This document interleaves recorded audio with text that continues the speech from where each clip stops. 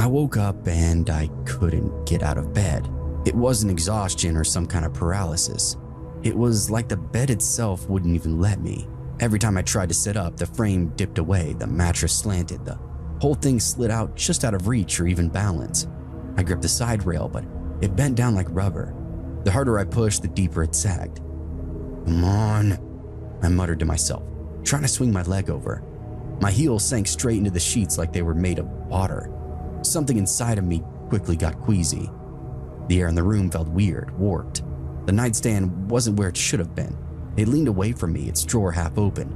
But the harder I tried to reach it, the further it seemed to get. The lamp above it was flickering. There was messy clothes everywhere. I planted both hands on the bed and pushed, and for a second, it actually worked until the wall behind me then lurched. The room tilted, not violently, just enough to make me lose every sense of direction.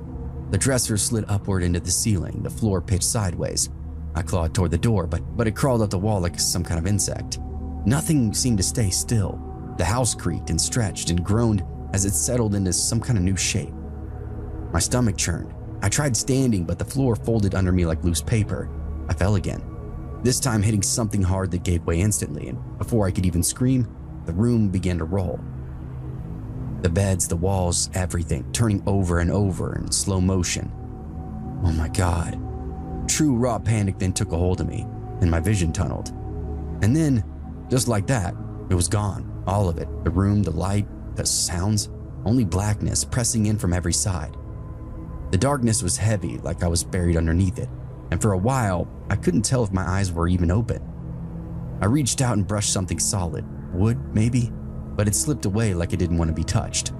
My hand then hit the floor, but the floor shifted. I couldn't get a grip on anything. I pulled myself forward, dragging my knees through grit. My body didn't feel right. My head was pulsing with this static. My arms felt light, disconnected. I called out, but I could never actually hear my voice. When I lifted my head again, there were people now in the room, dozens of them, scattered through the shadows, faces that I knew, my family. "Mom?" She smiled at me beyond calm, and I felt like a kid again. The others were smiling too, my sister, my uncle, cousins that I hadn't seen in years, all of them standing there throughout the wreckage of my house. Then they started to clap, dozens of them, people I didn't recognize but instinctually knew that I was related to. "Keep going," my mom said to me. Her voice was easy to understand, but I don't actually remember hearing it. I didn't even think to question her, I just kept crawling toward them. Every moment set this dull pain throughout my feet, but I didn't stop. I wanted to reach them. The ground under me changed from carpet to plaster to something jagged. It scratched against my palms, and when I looked down, the floor was now gone. It was stone, gray, uneven, cracked. Weeds stuck out between the slabs, brushing against my arms as I moved. I blinked trying to stay oriented, but the shadows shifted every few seconds. "You're doing good," somebody said, but I couldn't see who it was. Their clapping grew louder, echoing off these unseen walls. It sounded hollow. The smiles started to look strained, like they were holding something back. Their eyes never even blinked. None of them stepped closer. They just stood there, watching. I called out, "Help me," but nobody moved. Pain flared in my ankles, brought me immediately to tears, or maybe they'd already been there the whole time. I rolled onto my back and tried to breathe. My legs were heavy, twisted. Every nerve in my body was buzzing. The air around me changed again. It was cooler now. Wind, definitely wind, but faint, real, brushing against my face. I looked up and saw light. Not bright, not sunlight, but moving. White beams cutting across the dark. Flashlights? Was that really even wind? Where the hell am I? At first I thought they were far above me on ceiling that I couldn't see, but as the lights moved, the shapes of rocks then appeared. The light hit dust and shadows, outlining an incline, a slope. There were pine trees on either side of what I was seeing. A voice then shouted my name, and not in that calm, mystical tone from before. This one was exhausted, desperate. "Hold on! We see you!" The clapping then stopped. I looked around me and the figures were gone. No fading, no sound, only the dark and flicker of the light overhead. I tried to lift my head again. It throbbed. The world tilted and I saw the outline of ropes swinging down a slope. Shadows moved above me. Real people this time, dropping down to me. I tried to speak, but my jaw would not open, and all I could taste was blood. The pain in my feet pulsed in time with my heartbeat. I looked down and saw the shredded remains of a climbing harness and a bone sticking through the fabric of my pants. My mind quickly started to catch up. I was not in a room. I wasn't crawling through my house. I was outside. The voice called out to me again. "Don't move. We're coming." I stared up at the lights blinking against the dirt falling from above, and for the first time, I felt everything and just wanted to pass out. When I opened up my eyes again, there was movement all around me. Boots, ropes, voice calling to each other. A headlight beam then cut through the dark and landed on my face. "Hey, holy fuck, he's alive," somebody said. It was Evan. His helmet light made his face look a little haunting. "Hey, don't move, man. You took a hell of a fall." All I could do was moan. He dropped down next to me. "Your tether gave out. Back up too. You went down 70, maybe 80 feet, dude. I honestly can't fucking believe you're alive." I tried to move, but the pain shot through my legs, like I stepped on a landmine. More blood in my throat. Everything from the waist down felt off by 45 degrees. It shifted, broken, swollen. "Dude, stay still," Evan said to me. "We got a rescue team on the way." I stared up at the sky, stars, a few wisps of clouds. The rocks around me were very unforgiving. How was I alive? I could see the broken trail of my fall, a path of scraped stone, snapped branches, and disturbed brush leading down to where I now lay. Bits of the memory began coming back. The strange room, the clapping, my family's faces. None of it made sense now, though. Had it all been noise in my head while my body was trying to hang on? I don't know. The team reached me within the hour. They checked my vitals, splinted my leg, and secured me to a stretcher. Each adjustment sent a pulse of pain up my spine, which terrified me. I thought I'd never walk again. That climb back out was really slow. Every few feet, I felt the shift of the rope and hands supporting me. I tried to not think about how close I'd come to the edge of everything, but I couldn't help myself. At the top, red and blue lights were flickering against some of the rocks. Somebody covered me up with a blanket. I felt like they would do the same thing if I came up as nothing but a corpse, too. Later on, they said it was a miracle. That fall should have killed me. Somehow I'd landed at just the right angle, hit just enough to brush the slow of the impact. Both ankles were shattered, one leg was broken, collarbone cracked, but I was alive. Recovery was long, months and months of physical therapy, metal rods, and chronic pain. I can walk now, mostly fine, but it took over a year of rest and rehab. For obvious reasons, I don't climb anymore, mostly because I can, but I am very thankful to be alive. Thankful for that super bizarre experience that may or may not have kept me among the living. I can still hear that applause in the back of my head. I'd been staying at Chris's place for around a week when things began to get weird. Her apartment wasn't much. Second floor, noisy street below, sketchy neighbors, but it beat the dump that I'd been renting on the south side. Her building always smelled like dog food.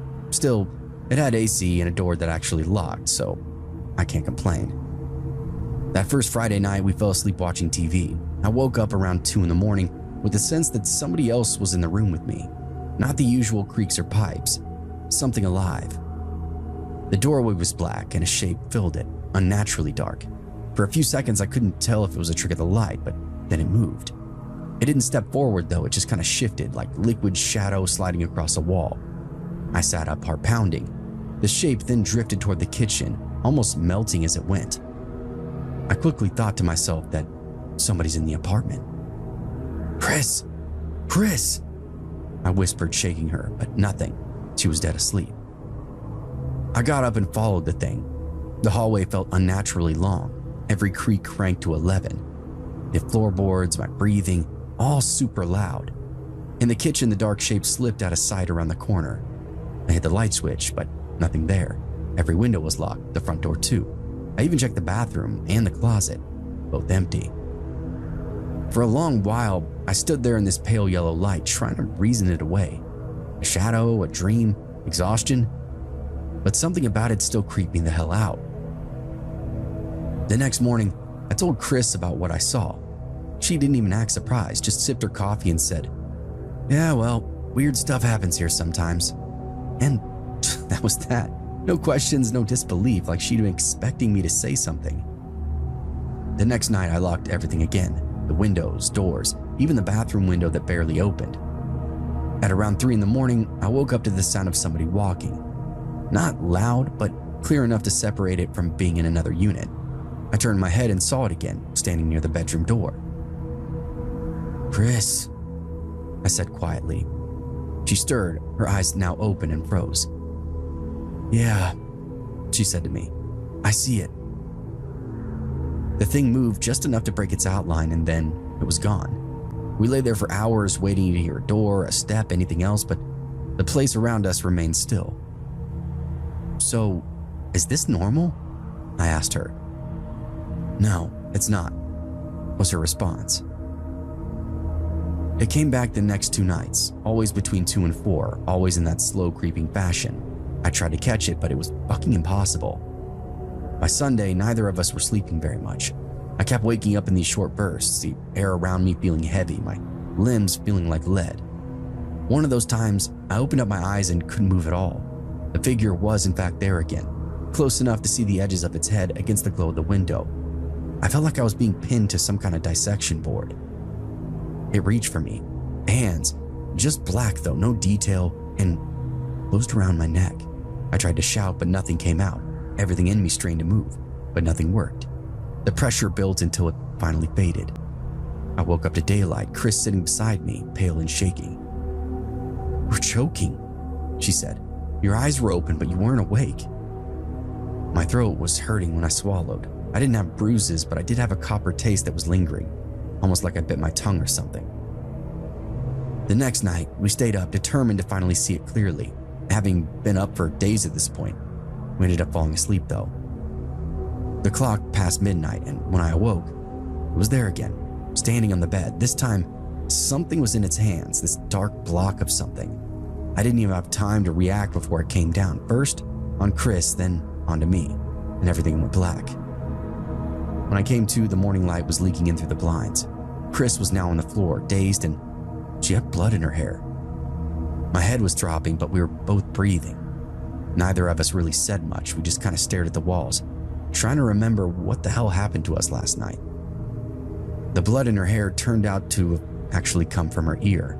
There was this dry trail that was pretty evident. Chris cleaned herself up in the bathroom while I sat at the table, just kind of staring at the floor. That apartment felt possessed, and we were powerless against it. We decided to call the police, thinking maybe somebody had in fact broken in and drugged us, doing God knows what while we slept.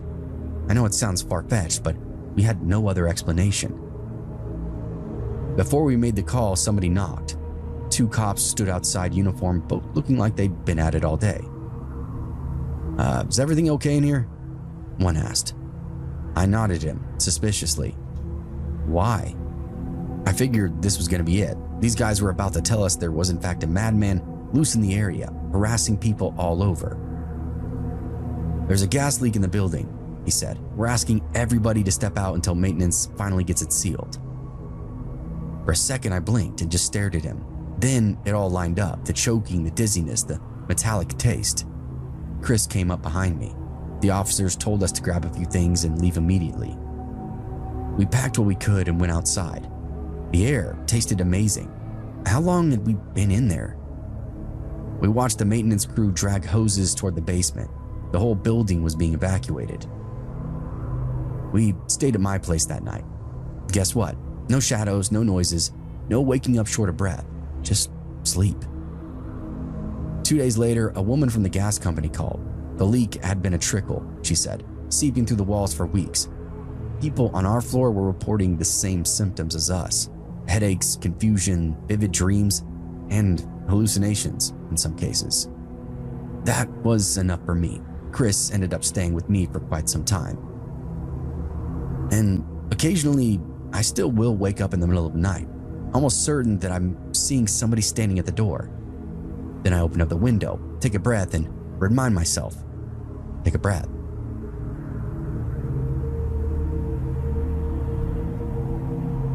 Senior ditch day is certified freedom. We skipped class, filled up a cooler, and headed for the river. Music thumped from a Bluetooth speaker. Beer cans would pile up, and every few minutes somebody screamed bloody murder from the cliff above the main swimming hole. No parents, no teachers, just water, noise, and us crazy-ass kids. Cole bumped my shoulder, grinning at me. "One last memory before we're out of here, right?" "Yeah," I said. "Let's make it a good one, dude." By mid-afternoon, we were sunburnt and half drunk. Somebody shouted about the box, that narrow chute upstream where the cool kids jumped, did backflips and shit. Most would wave it off, but not us. Cole didn't. He just gave me that look that said, "Come on, man." So the four of us left the group and hiked the rocky path along the cliff. The further we went, the louder the river got, a low roar among some stones. When we finally saw it, the box looked nothing like I remembered it, just this tiny slit in the canyon, water surging through the darkness below. Cole whistled, stared down at the narrow pool below. "Perfect," he said, but I had no idea what he was talking about. We dropped our stuff onto the rocks and just stared down it. The pool below looked deep enough, sure, but the chute that fed it was really narrow, barely wide enough for a person, at least at the bottom. The current was slamming through it, twisting white water between two black slabs before bursting back out into the pool. Cole was grinning at me like a maniac. "You going first, or is it gonna be me?" I wiped sweat from my face. "You go." He laughed at me. "No, man, you're lighter. I'll see how bad you screw it up." The others, Tanner and Alejandro, whipped out from behind us. They were halfway through another beer, shouting that we were pussies. So I stepped forward. I'd done this once before, a couple of summers back, and the memory was still sweet. Cold water, hard rush, everybody cheering. It could be done, and I'll do it again. I lined up, toes on the edge, heart banging. Then I sent it. For half a second, there was nothing but air, that full free fall. The river then swallowed me, the cold froth then swallowing me up next, turning me around, bubbles tearing past my face. When I broke the surface, I came up laughing. I made it. "Hell yeah!" Tanner yelled at me from above.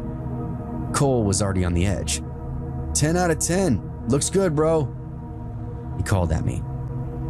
"Hey, line it up straight," I shouted back at him. "Don't overjump." But he was already gone. The sound he made when he hit the side was like a branch snapping, a flat, wet crack, then another. His body pinwheeled shoulder first into the opposite wall before vanishing into the water beside me. He had shattered his arms and legs on the way down, pinballing from one wall into the other. "Cole!" I drove toward him, right where he landed. The current pushed him under, limbs totally useless now. I caught him by the elbow and felt his arm splinter in my hand. He was still trying to use his arms and legs to tread water, despite them being broken all over. I could see blood staining the water around us. Holy shit. His face was white, his mouth was open and closing, but nothing was coming out, no scream, no talking. One of his arms was bent the wrong way entirely, but his leg, holy fuck, his leg, it just hung loose, a compound fracture poking through like a tent pole. "Shit, dude, don't move, don't move," I said to him. "Quit kicking, dude." He tried to speak, but he kept getting mouthfuls of water. I can't. "I got you," I said, my hands slipping under his armpits. His body was shaking, broken all over. Every movement made this sound, like bone scraping against bone. I kept pulling, kept talking, anything to keep him with me. Above, the others were screaming that they were calling 911 to hold him there. Cole's head was lolling back and forth. Don't. Then his face went underwater. I yanked his head back up, and the water around us was turning red quickly. It spread out in this big cloud, curling away downstream. I pressed his broken arm against his chest, trying to stop the bleeding. I felt him go limp from the pain. He was passing out before we even got to shore. I yelled at him to stay with me. His eyes then rolled back. He was hardly breathing. I heard sirens echoing somewhere above the canyon, fading in and out with the roar of the river. Cole was laying half in the water, half on the rocks, barely even conscious. I pressed my shirt against his leg, but the blood kept coming, bones poking through in two places. "Hang on, man, hang on, they're coming." He gave me this shaky laugh. "That sucked. What happened?" You overshot it." "Yeah, guess I did." Alejandro yelled at us from the cliff, telling us the rescue's on the way, that they're cutting down the service trail. Cole tried to look over at him, but I held his head still. "Dude, don't move. It isn't worth it." He blinked, going in and out again. He looked like a smashed insect. "You promise me you won't let me drown." "You're not drowning, dumbass. You're not even in the water anymore." He then went silent. The river surged around us as Cole slipped fully into shock. The rescue team then showed up on the opposite ledge. Helmets, ropes, orange jackets. They shouted orders, started crossing the river, and within minutes, had him in the stretcher. I stepped back and let them take over. Cole would survive. Months of surgery, pins, rehab, but he made it. Both arms and both legs were broken. They said if I hadn't been down there to keep him afloat, he would have definitely drowned, died for sure. I actually went back to the box later that summer. There was a group of kids there talking about jumping in, but I noticed all of them were dry. "You guys jump yet?" I asked them. "Hell no, man. We heard a kid died here." That was actually shocking to hear it out loud, but words get twisted, you know. The rumors about Cole the rest of the year were pretty awful. "Yeah," was all I said to them. "Better be careful."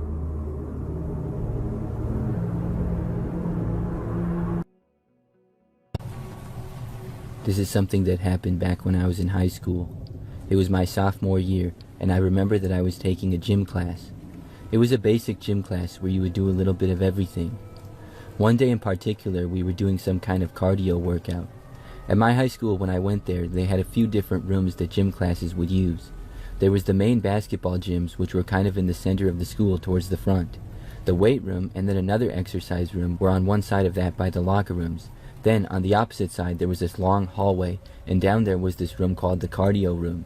I think it was actually the old weight room back in the day, and then they moved the weight room to a larger and nicer space, and they changed this room to cardio. It had mostly machines like treadmills and bikes, but there were some weight machines as well, and they also had some ellipticals and other stuff. There were a few dumbbells and things like that, but most of the equipment in that room looked really old. So for some reason we were doing a kind of workout on the treadmills and bikes in that room, as well as jump ropes. I don't remember the whole workout, but basically we would all go at our own pace. When we had completed the workout, we would go into the main gym and play basketball, which was basically an open gym. The teacher went into the gym to oversee it. So we all did the workout in the cardio room. I remember that I was on the bike for a while taking my time. I wasn't in a real hurry to finish, even though I did enjoy basketball, but I worked out on my own as well as this class, so in gym class I would kind of just take it easy and be lazy, to be honest. None of the stuff we did was really that hard. About probably half the class finished before me. After the bike we had to do some jump rope work out there, and then when I was finally done with that, there was maybe 20 minutes left of class. So I left the cardio room to go to the gym, and when I did, all I would have to do was walk a ways down the hallway and then cross it. I finished the cardio workout and didn't really get done at the same time as anybody else. So I left the cardio room by myself and stepped out into the hallway. This hallway was a quiet one, and it was on the end of the old wing of the school, and not too many rooms were in use over there anymore. As I started walking down the hallway though, I saw something almost right away. There was a man, a grown man, trying to enter the doors to the gym. The same doors that I was planning to go through. The guy was tugging on the doors and they appeared to be locked. I had never seen this guy before and did not know who he was. He did not seem like a teacher at all. And the way that he was aggressively trying to open the doors gave me a bad feeling. So I turned and went the other way. There were other doors entering the same gym if you went around the corner, so I decided that's what I would do. The man did not seem to notice me at all, but I never really had to get that close to him. So I walked around the corner to the north end of the gym. When I got there, those doors were also locked. I was confused. I knocked on them once, but nobody answered right away. I didn't know what was going on, but it was possible that they had put the dividers up in the gym and nobody was in that area. So I decided to go back around to the cardio room where the rest of my class was. I made the walk past the north end of the gym and around to the old hallway. When I made it back into that hallway, I no longer saw the man at all. However, when I walked over to the cardio room, I tried the doors there and they were also locked. I should have stayed there and kept knocking, but I was so confused that I started to look around the hallway. That's when I heard footsteps from farther down, and I had a bad feeling. So I quickly turned and just walked the other way out of instinct, going back to the north end of the school. As I was walking, I heard something come over the school intercom. I couldn't hear it that clearly because you know how intercom systems are not always that clear, but I did hear the word lockdown. I was now realizing that the school must be in a lockdown, and that's why all the doors were locked. And somehow, some way, I had been trapped out in the hallways. I also realized that the man who I saw in the hallways trying to get in the gym was quite possibly part of this. So I walked faster now and went around the corner. I tried to enter the gym again, but it was still locked and nobody was answering the door. Then I heard footsteps behind me a ways back, so I quickly left that area. I went down a random hallway, and at that point I was getting nervous. I started quickly walking through more random hallways to try to get as far away from that guy as I could. After walking for a while and not hearing anything, I found a random classroom and I stopped and knocked on the door. I thought maybe they would let me in. However, once again, nobody was answering. As I was there knocking, I started to hear footsteps in one of the nearby hallways approaching me. Was the man coming after me? I knew that I needed to get out of there, and knocking on the door was only giving away my location, so I walked away from there quickly. I started going down more and more random hallways. Then I had the idea to leave the school entirely, so I headed for one of the back exits, which happened to be the closest one to me. However, when I got there, I tried opening the doors, but they were like locked from the inside. I didn't know what to do, so I turned around and kept going down hallways. The school was literally dead silent except me and this other guy. Every so often, I would hear his footsteps in a nearby hallway. I was desperately trying to get away from him. When I was doing so, I almost went into a bathroom to hide, but I thought better of it. I figured it was too risky. If the man got in there, I would be cornered, so I kept walking. I don't know if I've ever been more nervous than that. I felt like I had to keep moving, and always be alert to where the man was, although I couldn't see him, only hear his footsteps in the distance. After a long time of walking, I thought that I lost him. I stopped hearing anything, and I slowed down. But then, I heard him again. So I walked faster and headed back to the front of the school. Then, when I got towards the front doors, finally I saw something. There were a few police officers entering the school. When I saw them, I ran to them and finally was safe. They led me out of the school, and I waited out front with about 10 police cars. I didn't know what was going on, but like 30 minutes later, the cops told me that they caught the guy and things were safe. The lockdown ended and school resumed. The man thankfully hadn't harmed anyone, but he had gotten into the school, and I guess he chased after several kids. I was mad about all the doors being locked, but I guess it was just bad timing. When I knocked on the doors, they probably thought that I was possibly the man. Either way, I'm glad that I got away from him, but I think it's really creepy how he was seemingly going after me.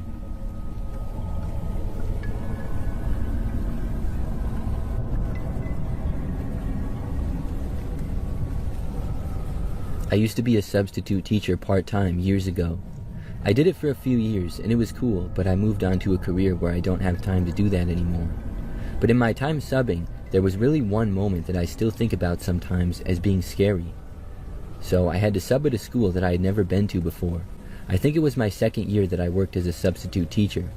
So I arrived at the school, and I didn't know my way around very well, but I was able to find the classroom all right. I was substitute teaching 3 classes that day, all in the same classroom. It was a pretty average-looking high school classroom for the most part. Somewhat old, but there was a teacher's desk at the front with a large whiteboard. A bunch of desks were scattered around the room, and some storage was at the back, with posters scattered around on the wall. So for the first couple of classes, things went by pretty smooth. Like normal, I didn't really have to do any actual teaching. It was more just me giving the students instructions of what they had to do, and then just sitting there and not doing much. After the first 2 classes of the day, there was a break in the action, and I had an off period. That meant there was no class in my room, so I was just sitting by myself in it for the hour. During this time, I got up to use the restroom. Now, when I did this, I couldn't find the bathroom at first. The school was kind of hard to navigate around in, as it was pretty old. I walked down a couple of hallways before I finally found a restroom.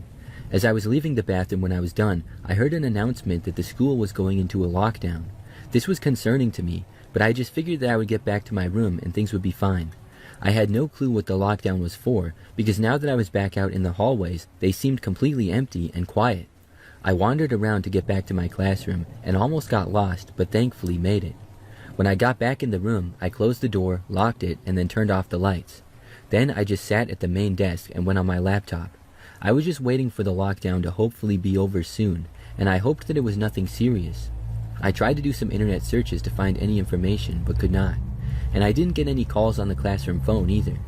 So I sat there for a while in silence, curious as to what was going on. This went on for probably half an hour. Then there was a knock on my classroom door, which startled me. I got up and carefully walked over to the door. I saw a police officer standing on the other side. When I saw that, I opened up the door, curious as to what was happening. Immediately, he asked me to come out of the room. Then he told me that they had reason to believe that a suspect they were looking for was in my classroom. There were more police out in the hallway, and they made me leave the area. Later on, everything was cleared, and I was told that they caught the suspect. Then I went back to the classroom and finished my substitute teaching for the day. I found out that there had been a man who had broke into the school, and he was walking down the hallways, which caused the lockdown. I didn't find out why he did this or much else, but apparently when the lockdown was announced, the police got called and stuff, but they didn't know where the man had gone. Well, when I was gone to the bathroom, he walked right into my room because it was empty and I didn't lock the door. When I got back to my room, he was hiding in one of the back storage closets at the back end of the room. I hadn't noticed at all. The school staff and police saw security camera footage in the hallway of him entering the room, so that's how they knew that he was there. I had no idea. I can't believe that I was in a room with that guy for such a long time. The police were able to enter the rooms and eventually get him to come out of there. That was by far the craziest thing that ever happened when I was a substitute teacher.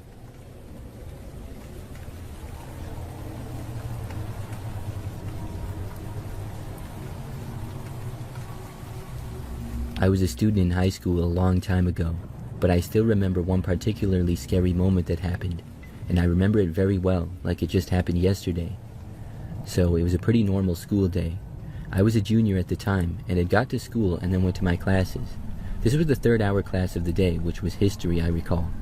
The classroom was on the second floor of the school, and personally I liked it because we would watch a lot of videos there. The classroom also had these carpet floors, which I liked. But anyways, I remember that during class, the teacher said that there was a lockdown.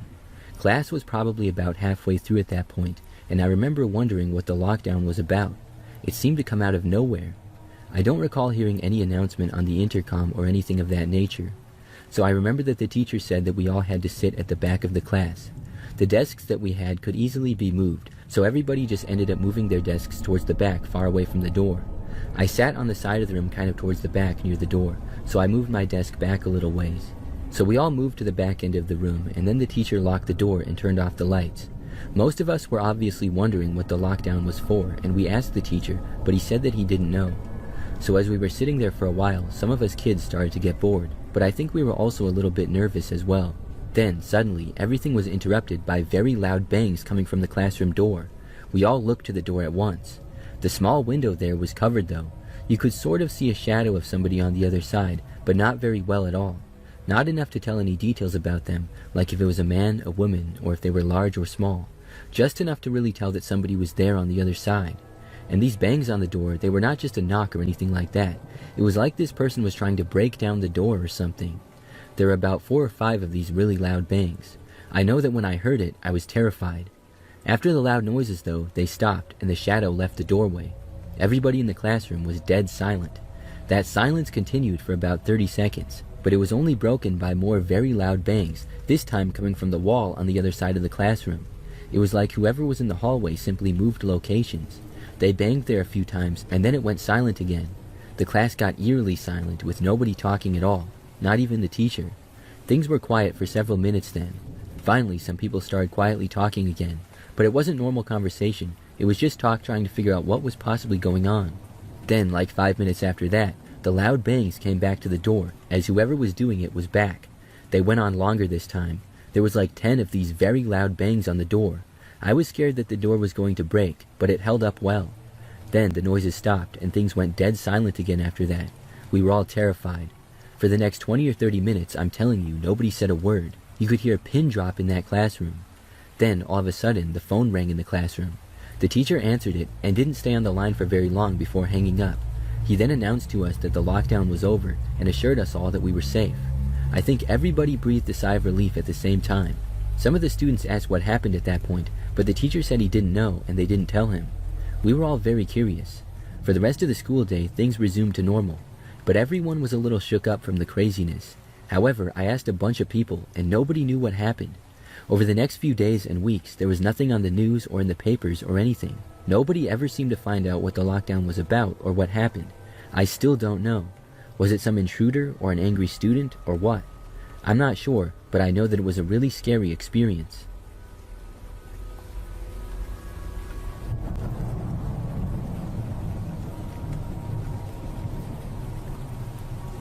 This happened when I was in high school. I was a 17-year-old girl and in my senior year. I enjoyed high school and had a lot of friends and overall did well in my classes. The school that I attended was very large with over 1,000 students enrolled. During the time, I lived with my parents and siblings in a pretty typical neighborhood and house. That's the background for this, and it all started sometime pretty early on in the school year. I had an Instagram account and my friends and I were pretty active on there and would post pictures and stories sometimes. A lot of people from my school followed me, but there were some other people as well, some people that I didn't even know. I had made my page when I was like in middle school, so I had it for a long time. Every now and then some creepy guy would message me with either some scam or some creep trying to hit on me. I would just ignore them and sometimes block them. So one day I remember that this random guy on Instagram started messaging me. I saw that he was following me, but I was not following him. I did not know who he was, but looking at his profile picture he appeared much older. He said hi to me, but I did not respond. However, I think that a few days after that he started sending more messages. He asked me where I lived and asked me if we could hang out, but I still didn't reply. But the man was persistent. He asked if I lived in the city that I lived in, mentioning it. Then once more he asked if we could hang out or something, and he sent a bunch of question marks. This didn't make me nervous or anything because in my pictures it was not hard to find out where I lived. I literally had my high school tagged in some of my posts and things like that. It was not a really small city, so there's no way that he would find me or anything. But still, it was annoying how he would not leave me alone, so I blocked him. After that, I didn't hear from him for a little while, but unfortunately, it was only a few days later that I saw him again on Instagram. It was now a different account that he was using. I wouldn't have been able to tell that it was him at first, but when he sent me a message, it gave him away. He said something like, "Why did you block me? I want to see you. Can I come over?" This time, I finally responded. I said in all caps, "Leave me alone, you creep. I don't want anything to do with you." Then I blocked him again. I figured that that should send the message that I wasn't interested and it would make it loud and clear. And after that, I didn't hear from him for the rest of the day. The following day, I went to school like normal. I was sitting in one of my first classes of the day when I saw that I got another Instagram message. I was instantly suspicious that it was the same guy again, just making another account, because nobody else was really messaging me that much at the time. It was once again another new profile. The message said, "I want to see you now. Leave your class." I said, "Make all the accounts you want. I'm just going to keep blocking you." But the guy responded again saying, "I am here to see you." Now, when he said that, I didn't know what he meant. I didn't respond, but instead just blocked him. Probably 5 minutes later, the school went into a lockdown. There was an announcement, and in my class, the teacher turned off the lights and locked the doors. Most of us students were confused. At first, I didn't connect the dots, but pretty quickly after, I did. I wondered if the man actually was here to see me. We all sat in the classroom, mostly quiet, for a pretty long time. There was no information given to us about why we were in a lockdown. It lasted for maybe 45 minutes if I had to guess, and then thankfully it was over. At that point, a lot of people were obviously curious. The word quickly spread, and I was able to find out. Sure enough, it was that guy who was harassing me on Instagram. He was easily able to find out where I attended high school because of my Instagram profile. So he shockingly showed up and walked into the school trying to find me.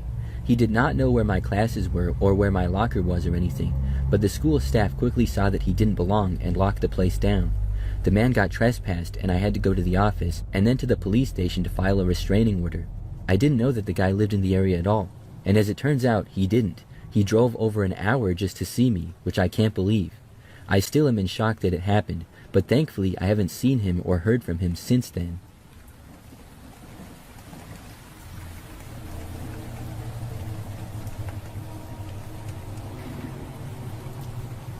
This happened during high school. I was a senior and it was my first hour of the day. For that class, a big part of it was doing these projects. We would basically have like a big project every 2 weeks or something like that. One thing my school had was this hallway at the southeast end of the school where there were all these study rooms. They were small rooms with just like 4 tables, 2 computers, and a few chairs, and that was pretty much it. You could go into these rooms and study pretty much any time, and our teacher would have our groups break out into these study rooms sometimes.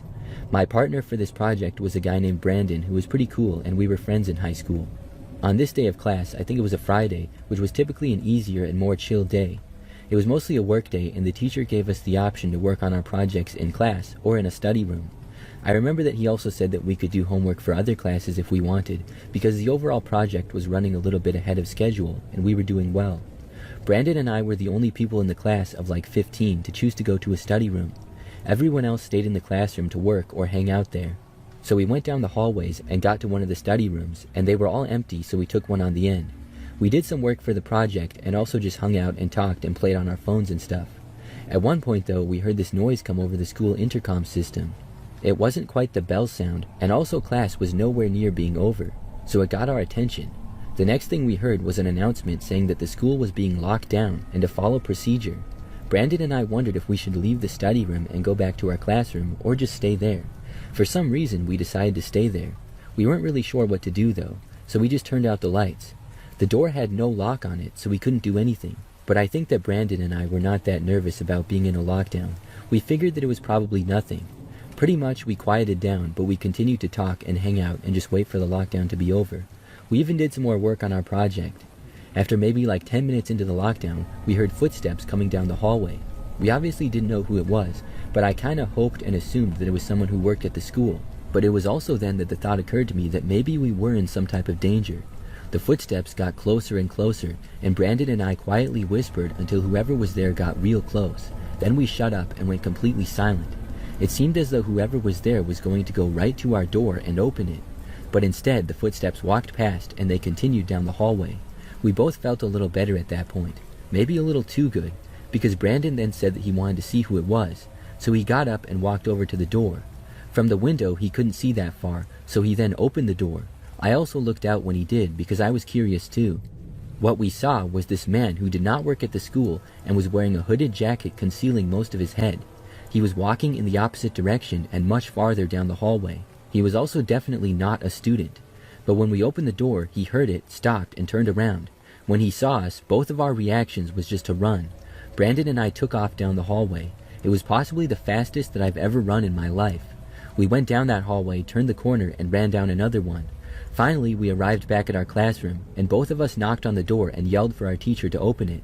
Thankfully, within seconds, he did so and let us back in. We got in the classroom and quickly locked the door behind us. The man did not try to get into the classroom or anything, though. I'm not sure where he went.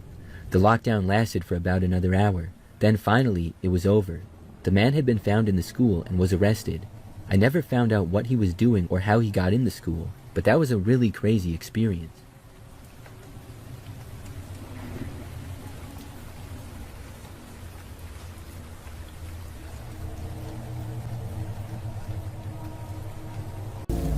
I grew up in a holler just outside of Swords Creek, West Virginia, where the hills cradle you like a mother but don't do a thing to take care of you. Our town wasn't much. One gas station, a post office, and a church that doubled as the town's social center. It was the kind of place where kids played in the woods until dusk, and adults gathered for potlucks every Sunday after service. Normal. At least as normal as life could be out here. But boy, did people talk. There were stories about lights in the sky, strange creatures lurking by the creek, old curses tied to the coal mines. None of it ever amounted to anything real though. Just to talk and keep the cold nights interesting. That's what I continue to tell myself anyway. Something to keep us kids in line out there. Of all the oddities about my childhood, the baptisms were what stuck with me the most. They weren't strange to anybody else, but my family and friends treated them like another rite of passage, as natural as learning to fish or gut a deer, but to me, they always felt off. Swords Creek wasn't just some lazy little stream either. Its waters churned with ancient anger. When the church had baptisms, the congregation would line up along the banks, singing hymns that sounded louder, harsher against the rush of that water. I watched my younger brother get dunked there, his skinny arms flailing as our pastor held him down longer than I thought was necessary.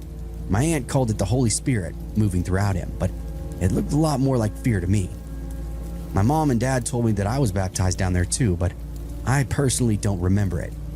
By the time my cousin Hannah, her turn came, I thought I was numb to the strangeness of it all, but I was wrong.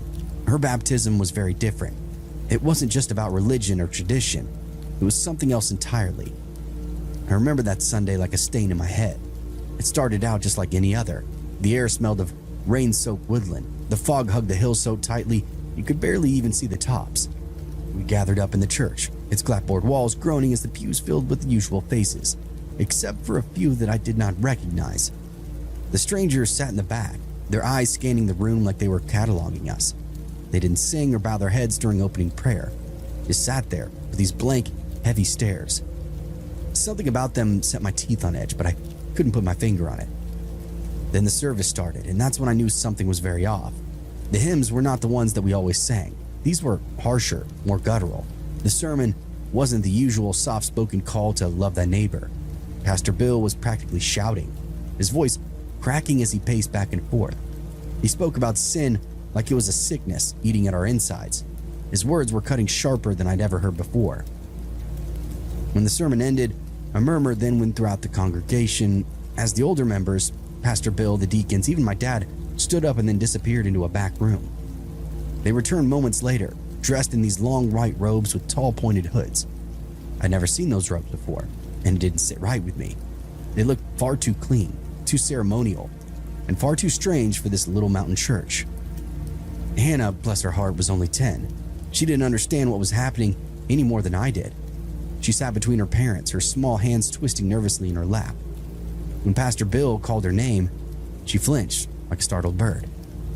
We all rose then, the entire congregation, and followed them out the door and down at the creek.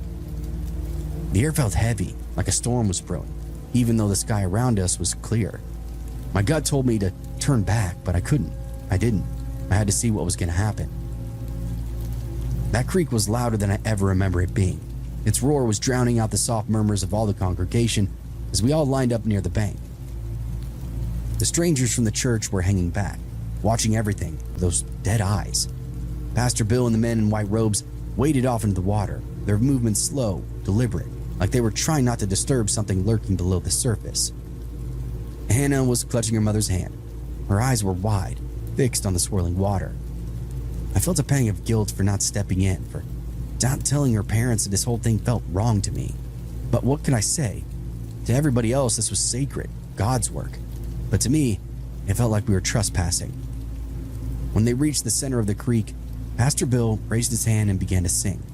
Only, it wasn't a hymn, or not any hymn I'd ever heard before. His voice was twisted into a chant. The words were guttural and strange. Then the other men joined in, their voices clashing, overlapping until it sounded less like music and more like a ritual. Hannah's mom then nudged her toward the water, her face soft but insistent. Hannah shook her head. Her lip was trembling. Her mother whispered something that I couldn't hear, and Hannah stepped forward. I could see the tears already welling up in her eyes.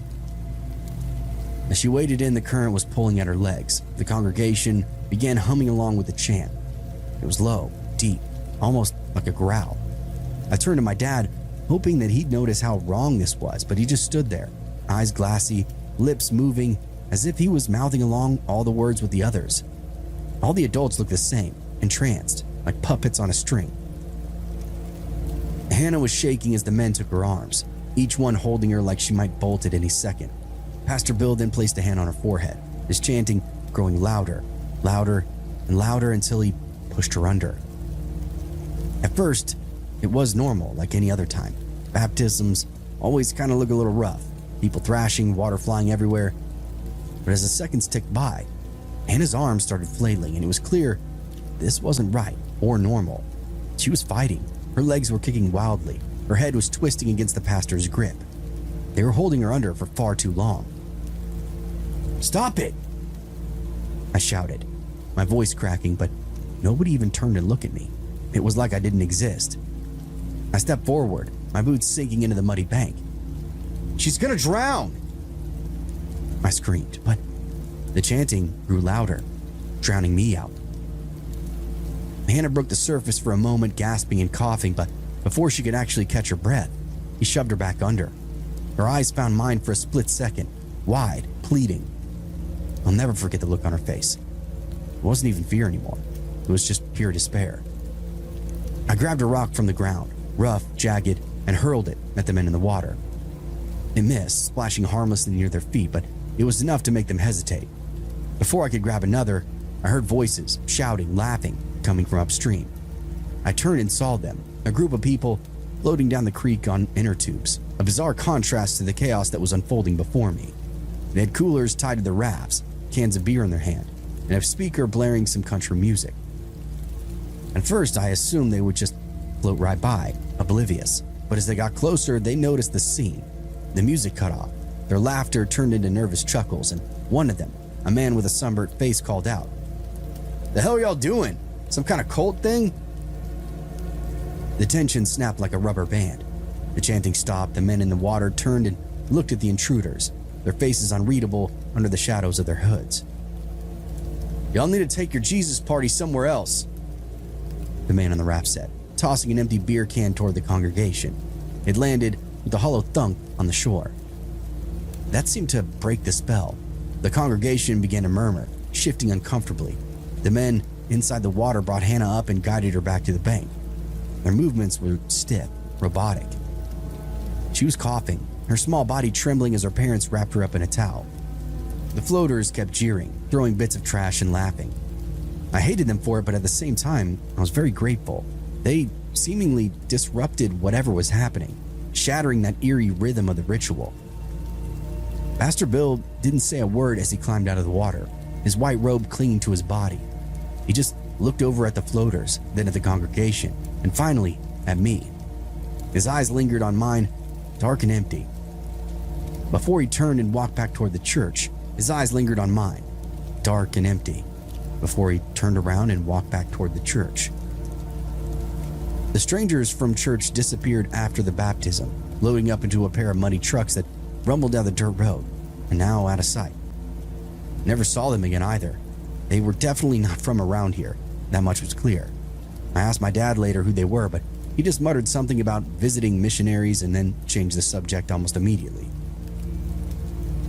That night I lay there in bed, trying to piece it all together. The chanting, the way adults seemed entranced, the eerie timing of the river floaters, and none of it made any kind of sense.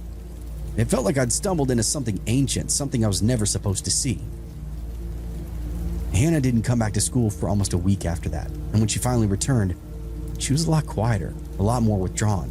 Her usual spark was now gone, replaced by skittishness that made her jump at loud noises or sudden movements. She wouldn't talk to me about the baptism, no matter how much I pressed her. A few months later, her and her parents ended up moving away. They said it was for work, but I overheard my mom whispering to my aunt that Hannah had started having episodes, needed some kind of special care. Didn't sound right to me. Hannah had literally always been the healthiest kid that I knew. The baptisms over at Swords Creek continued, but they were never the same. The robes and that chanting were gone, replaced by the familiar hymns and gentle sermons of my childhood, but I refused to go. I stopped attending. Every time I heard the creeks roar, I would see Hannah's terrified face in my mind and felt the weight of Pastor Bill's gaze. Years later, long after I'd left West Virginia, I stumbled across this old photo of our church congregation. It was tucked into a box of keepsakes my mom had sent me after she downsized. In the picture, everybody was smiling. Everybody except for the strangers that day. They stood at the edge of the group, their faces hard and blank. Something about the photo made my skin crawl. I flipped it over, hoping for some kind of explanation, and only found a single word scrawled in faded ink: witnesses. I called my mom that night, photo still in hand. Asked her if she remembered those people, the one who'd worn the robes and chanted in the creek. There was this long pause on the line before she finally spoke. "You know, I don't recall. I don't remember at all." And that part really creeped me out, but what more could I do? It was now just a memory, something weird, and memories are a hard thing to trust. My resources were pretty much exhausted, so I didn't pursue it further. Plus, I don't think I really wanted to know. Something about the whole thing just gave me the creeps, and I was content to just let it be a weird thing in the back of my mind. And to this day, folks are still baptized in those waters.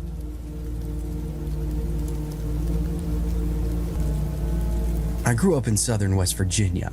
If you've never been out in those mountains at night, it's hard to explain the kind of darkness that actually lives there. It isn't just the absence of light, it's heavy, primordial. The woods swallow everything up: the footsteps, the road noise between towns, even the sky sometimes. Once the sun drops behind those ridges, the forest becomes its own world. People from outside think they understand the woods because they've gone camping or hiked a state park trail during the day or something, but the woods in Appalachia after midnight feel very different, ancient, like something has been there long before you arrive and doesn't like to see other visitors. My story takes place about 2 or 3 years ago. My buddy Mark was over at my place one night. We'd been doing what we usually do, watching UFC fights, talking trash over Xbox, eating whatever the hell junk food that we could find in the kitchen. This was a classic pastime stuff for me back then, eating Twinkies, drinking beer, shadowboxing at the TV while people got knocked out cold. By the time we realized how late it got, it was well past midnight. The fights were over, the house was quiet, and we both had that wired, restless feeling that comes from a high-energy kind of night. Mark suggested that we go for a walk. There's a trail not far from my house that cuts through a dense patch of woods. Nothing special, just a narrow dirt path that people use during the day to walk their dogs or get a little bit of exercise. But once the sun goes down, hardly anybody goes out there. Not because anything has ever officially happened, it's just one of those places, you know? A dark, isolated trail through the woods. Bad area for an accident or an animal attack. We figured we'd walk out there, smoke a joint, burn off into exhaustion. Living where I lived, being young, all pumped up, we didn't really give it a second thought. We owned the area between our houses. Not in a legal sense, more like caveman kind of rights. The entrance to the trail is only a few minutes from my place, but once you step off into those trees, the road disappears really quickly. The canopy is thick, and the deeper you go, the darker it actually gets. The canopy is thick, and the deeper you go, the darker it gets. Our phone light barely even cut through it. Every few steps, dry branches would crack off like gunfire under your shoes, and the sound would echo in every direction. I felt like a dumbass for not bringing an actual flashlight. I'd say around 30 minutes later, we reached this spot that we could chill in. There's a stretch where the trees open just enough that the trail widens up on both sides, so we just stopped there.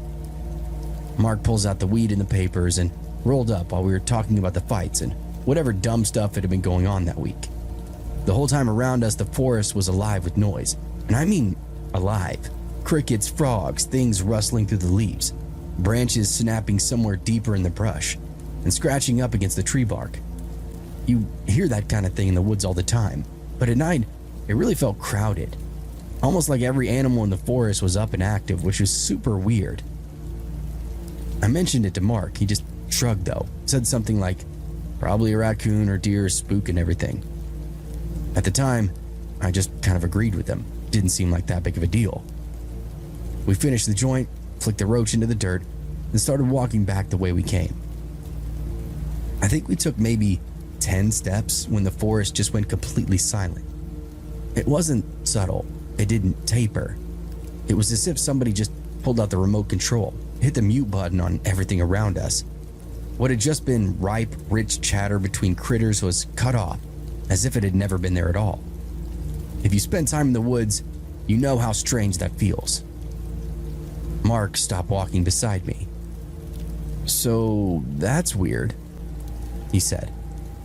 But before I could answer him back, we heard the voice. It came from somewhere behind us in the trees, and at first we both assumed it was a person, but the sound had this human shape to it, but the longer it went on, the less sense it actually really made. The voice was deep and very, very distorted. The closest thing I can compare it to is one of those cheap children's toys with the dying battery. The kind with that little speaker that crackles and warps the words. It had that same robotic wobble to it. Pitch would rise and then fall in these unnatural tones. Something was trying to imitate speech without understanding how it worked. It was talking or trying to. The sounds didn't form words that I could understand, just this shaky, broken string of noises.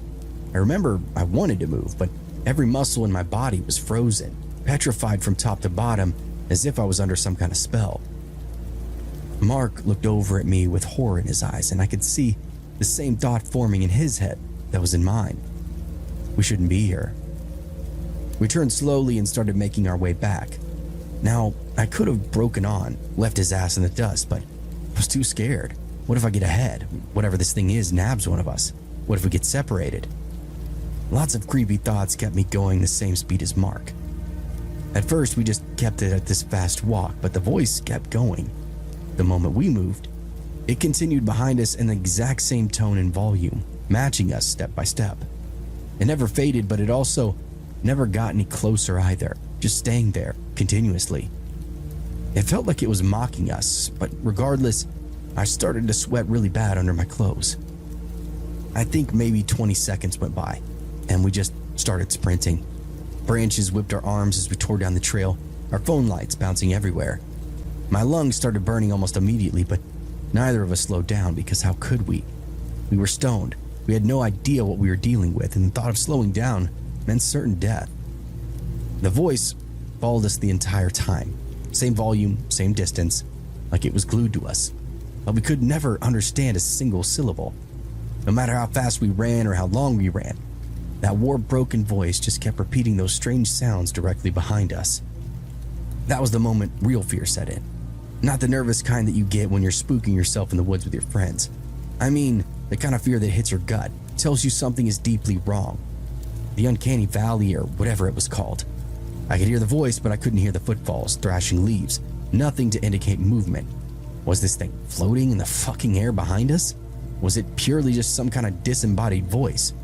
I was spiraling. We were in danger, and I remember thinking that very clearly. I don't remember how long we ran for. It felt like forever, but was probably only a few minutes. Finally, we saw the faint glow from the road ahead through the trees. The trail exit and my house just beyond it. We stumbled off into the gravel clearing, both of us bent over trying to catch our breath. Felt like daggers in my lungs after that joint. The woods behind us were quiet again, though for about 5 seconds. Then whatever the hell it was, screamed. The sound exploded out of the trees behind us like something straight from hell. Not far down that trail, right there on top of us. I've lived in these mountains my entire life. I know what all the animals sound like. Coyotes, foxes, bobcats, even mountain lions. People online love to say those screams that you hear are animals. I'm telling you right now, that was not an animal. It sounded human, but filled with agony and scorn. That's all I can really describe it as. It nearly made my ears bleed. Mark actually dropped to his knees. Birds burst out of the trees overhead in panic, wings flapping in every direction, suddenly startled awake by that sudden intrusion. And for another minute or so, neither of us moved, until we kind of caught ourselves and started running again. My house was only a couple of minutes down the road, and we made it there in record time. I don't remember talking about anything, but I remember locking the doors and getting a pair of golf clubs from the closet, something to put us at ease. My hands were shaking so badly every time I gripped that handle. We spoke about it a little bit, but every time we did, we'd hear a rustle outside or a creak on the porch. We thought it was listening, so we stayed quiet and just watched fucking shit on TV. Eventually, we both passed out in the living room, woke up alive in the morning, and that was that. I walked Mark out to his car. He buzzed home, and we never stepped on that trail again. In the years since, I've only told maybe 3 people about that night. Most of them, of course, laugh it off or say it was in fact an animal making those weird noises. Maybe, but I was there. Mark was there. We know what happened. I've spent my whole life in these woods, and I've never heard anything like that before. Not on a hike, not on a hunt, not on a fucking camping trip. And thank God I've never heard it since.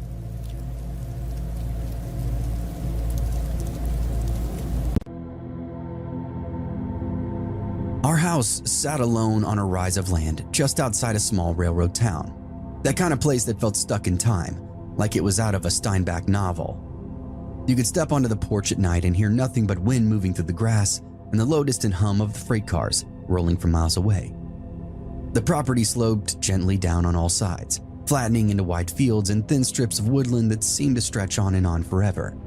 There were no close neighbors, no streetlights, no nearby traffic. At night, the dark pooled around our property as if it had somewhere else to go. Inside, things were ordinary, quiet, comfortable. This wasn't a place that we were afraid of during the day. It was super normal. It may have been very isolated, but that didn't give us any reason to be scared of anything out there. And that was true for most of my childhood. This wasn't the first house that I can remember, but it's the one that we spent the most time in. My parents had bought it when my brother and I were still in elementary school, the property that they always dreamed of, and it was closer to the big job opportunity that my dad had. They made the purchase and we got moved in. Dad immediately started going to work. My brother and I were quick to explore when we weren't at school, and my mom made the place very beautiful. They bought the house from a man that lived alone. I don't remember specifically a lot about that guy, but I remember meeting him once or twice. He seemed nice, normal looking guy, thin hair, thin frame, polo shirt and slacks. He said he was cashing in on the real estate market and also moving for some kind of job opportunity himself. He spent some time showing them upgrades he'd made to the house while they went through the motions of the deal, and this was mostly a private sell. And then one day, the house was ours, and I never saw that previous owner again. He was packed up and moved on, living his new life. I vaguely remember him not having a lot of stuff, or maybe he'd already moved most of it. Things were incredibly normal the entire time during the deal and after. No scary animals in the yard, no ghost inside the house. Our new lives began to unfurl. Every so often, my mother would mention something strange that she'd heard after we all were in bed, though. She described it as this dull metallic knocking, slow, rhythmic, and hollow. Not loud or frantic or anything, just this steady, irregular sound that seemed to come from somewhere beneath the bedroom, beneath the house itself. She said she heard it most in the morning, just after Dad left for work, and when we were still sleeping before school. She said she could also hear it around midday, sometimes when she was home alone. She, like anyone else, would assume it was the plumbing, maybe an old pipe shifting, perhaps the furnace cycling on and off. Houses make noises, you know, especially at odd hours. They settle, breathe, adjust to the weather outside. They expand and contract with the temperature changing. It's wood and metal groaning, nothing more. But this didn't sound anything like that. It wasn't a bang or a knocking pipe. It wasn't a creak or a groan. This was the unmistakable sound of metal striking metal, and it was well below the house. It wasn't something she heard beneath the flooring when she was laying in bed, head pressed to the pillow. It sounded like it was escaping from the center of the earth. Again and again, she told herself it was nothing, told herself it had to be something mechanical, perhaps even an echo from the distant train tracks, reverbing through an underground chasm. Eventually, after enough nights of listening to it, she taught herself to just ignore it. For that entire first year, she was the only one who ever mentioned hearing anything of the sort. My brother and I were hard sleepers, the way young kids do. Our rooms were on the opposite side of the house, and whatever lived below my parents' room never seemed to wander too far. If it made noise anywhere else, we would have noticed. The nights passed, the seasons changed, the knocking faded into a story that she would only occasionally bring up, half joking and half unsettled. Until the night that I actually ended up hearing it myself. I was older then, old enough to stay up late on my own and keep my own curiosities. The house was dead silent, no television, no taps on, no other machines running, not even a touch of wind beyond the exterior of the house. It was unmistakable inside that kind of vacuum. It was faint at first, so faint that I would almost dismissed it any other time. A dull, distant talk. I held my breath, reminded immediately of every story, every other sound my mother had described. This was exactly what she'd been talking about. A second knock would follow, slightly louder, hollow yet flat at the same time, and it continued on. The sound came from beneath the floor, not from the basement, not from the crawl space. It felt deeper than that, as though it were coming from the very crust of the earth. I lay there frozen, pulse thudding in my ears, waiting for a mole man to explode through the floor of my bedroom. Another knock came, then another, each spaced far enough apart that I found myself counting the seconds between them. 10, 12, 15. It reminded me of some kind of pipe work, like there was a plumber working on something well below the foundation of the house. I got out of bed and padded down the hall to my mother's room. I didn't knock, just pushed the door open and stood there in the dark until they began to stir. "I hear it," I whispered, and both my parents sat up slowly listening themselves. And so we all lay there together for nearly an hour, nobody speaking, just counting those soft, patient taps rising up from beneath the house. There were other sounds too, and my mom casually explained each one. A line of identical taps. She would nod. "I used to hear that one a lot." Bang, bang, bang. Slow and metered out. She would nod again. "That's the most common one I hear." A different sound, like something being stretched or open, but still the sound of metal. She described it as tearing.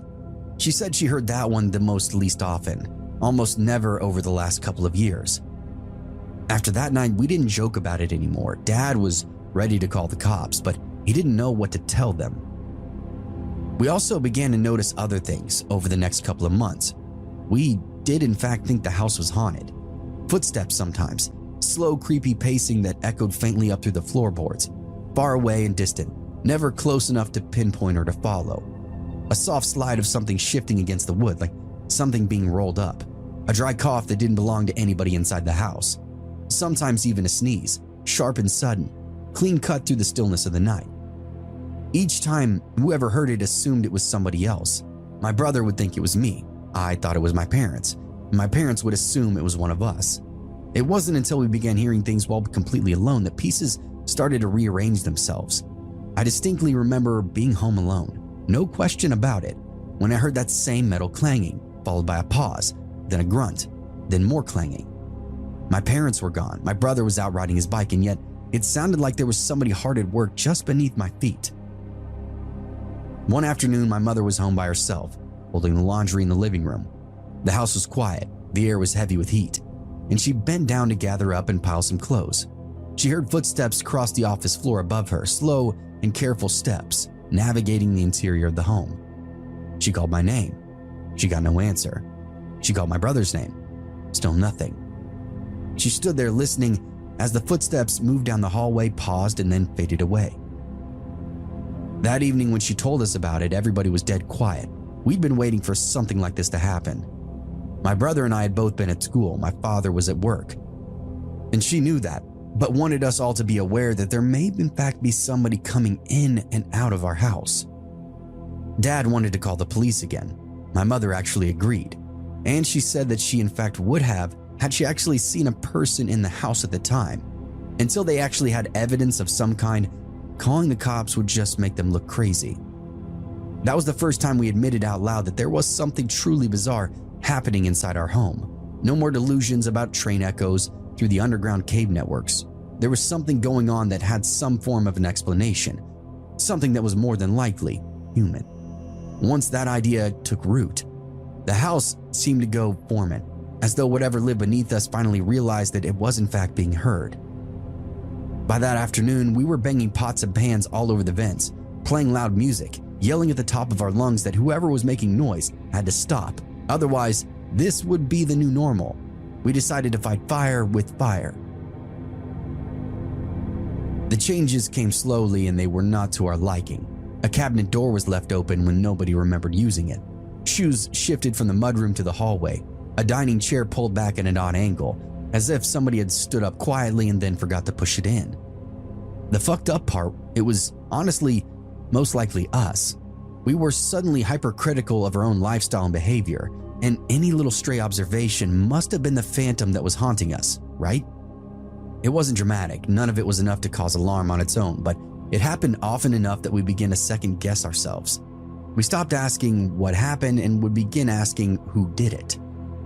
At night, the sounds would return with new variety. The knocking still came from below, but it was no longer followed in any kind of pattern. Sometimes it came in clusters, 2 or 3 dull taps in quick succession. Other times it sounded like something striking the underside of the house, then sliding away, metal scraping with every movement. Footsteps would follow, traveling distances that didn't quite line up with the layout of the house. Lying awake in the dark, I began to recognize the difference between ordinary house noises and the other stuff. It was actually very easy to differentiate. Once, I never told my parents this. I heard a voice, talking, words faintly trickling out from somewhere. It stopped and then I never heard it again. After that, sleep would become very inconsistent for me. I remember thinking our house was poised over this portal to hell, and I thought I was hearing the devil himself. We began comparing notes every single day. My mother asked if anybody had been awake late. My brother asked if somebody had come home early. I asked questions I already knew the answers to. My father dismissed it all. We needed somebody to really investigate. He worked long hours and slept deeply. Whatever was happening affected him the least. And this only made the house feel divided. Just before sunrise one morning, I awoke to the sound of movement outside my window. Not the wind, not an animal, but that same metered steps that I'd heard before from under the house. Fog lay thick across the field, low and unmoving. At the edge of the tree line, where the land dipped into shadow, I saw a man standing still facing the house. He was tall and narrow, his posture slouched, as if tired or injured. I couldn't see his face, only the outline of him against the gray morning light. I stayed perfectly still, gripped by that sudden certainty that if I moved, he would notice me through that window. After a long moment, he turned and walked into the woods, disappearing smoothly. And of course, I thought maybe I was seeing things. It was early, foggy, shadowy. It was possible I was seeing some kind of trick of the light. By the time I woke my mother and pulled her to the window, the fog had thinned and the tree line now stood empty. She didn't tell me I imagined it.